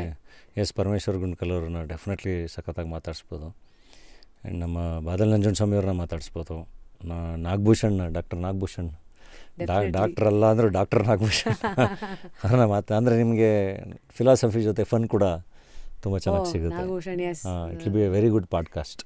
Definitely we will have them all here. And until next time, take care. ಕೋಟಿ ಎಲ್ಲ ಚೆನ್ನಾಗಲಿ. ಕೋಟಿಯಿಂದ ಇನ್ನು ಕೋಟಿ ಕನಸುಗಳನ್ನು ನನಸಾಗಲಿ. ಕೋಟಿ ನಿಮ್ಮ ಕೈ ಸೇರಲಿ. ಅಷ್ಟೇ, ಇನ್ನೇನಿಲ್ಲ ಹೇಳಲಿಕ್ಕೆ. So you thank you. Also ಒಂದು ಮ್ಯೂಸಿಕ್ ಪಿಲ್ಲೋ ನಿಮಗೆ. ರೀಪೋಸ್ ಕಡೆಯಿಂದ ನಿಮ್ಮ ಇದು ಫೋನಲ್ಲಿ ಯಾವ ಥರ ಇದು ಮ್ಯೂಸಿಕ್ ಪಿಲ್ಲೋ ಅಂದರೆ? ಆ್ಯಕ್ಚುಲಿ ಇದು ಪಿಲ್ಲೋ ಸೈಡಲ್ಲಿ ಒಂದು ಇದಿರುತ್ತೆ ಜಾಕು, ಅದಕ್ಕೆ ನೀವು ನಿಮ್ಮ ಫೋನನ್ನು ಕನೆಕ್ಟ್ ಮಾಡಿ ಮತ್ತೆ ಮ್ಯೂಸಿಕ್ ಬರುತ್ತೆ. ಅದು ನಿದ್ದೆ ಮಾಡ್ತಾ ಅದು ಪಿಲ್ಲೋಯಿಂದ ಮ್ಯೂಸಿಕ್ ಬರುತ್ತಾ? ಓಕೆ, ವೈಟ್ ನಾಯ್ಸು ಅಥವಾ whatever song that you want ಅಲ್ಲ ನಿಧಾನಕ್ಕೆ ಅದು ಹಿಂದೆ ಎಲ್ಲೋ ಬರ್ತಾ ಇರುತ್ತೆ. ಸೊ ಹಾಗಾಗಿ ಲಾಸ್ಟ್ಲಿ ಏನು ಅಂದ್ಕೊಂಡು ಬಂದ್ರಿ, ಹೇಗಿತ್ತು ನಿಮ್ಮ ಅನುಭವ ಆನ್ ಜಸ್ಟ್ ಕ್ಯೂರಿಯಸ್? ಇಲ್ಲ, ಚೆನ್ನಾಗಿತ್ತು. ನನಗೆ ಇಷ್ಟೊತ್ತು ಟೈಮ್ ಹೋಯ್ತು ಅಂತಲೇ ಗೊತ್ತಾಗಲಿಲ್ಲ.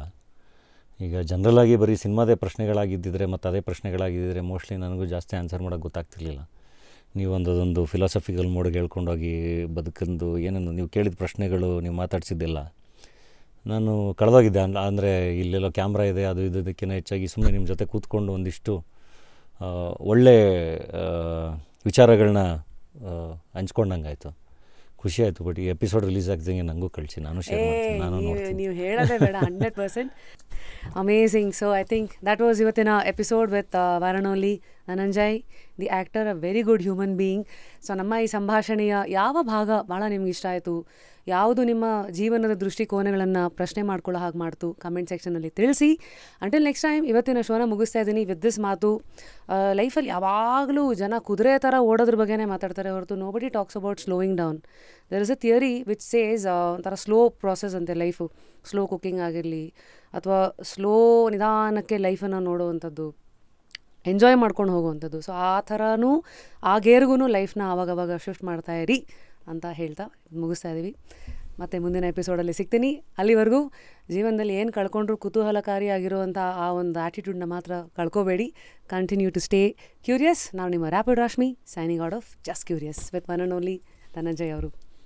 ಥ್ಯಾಂಕ್ ಯು, ಸಖತ್ತಾಗಿತ್ತು. Thank you so much.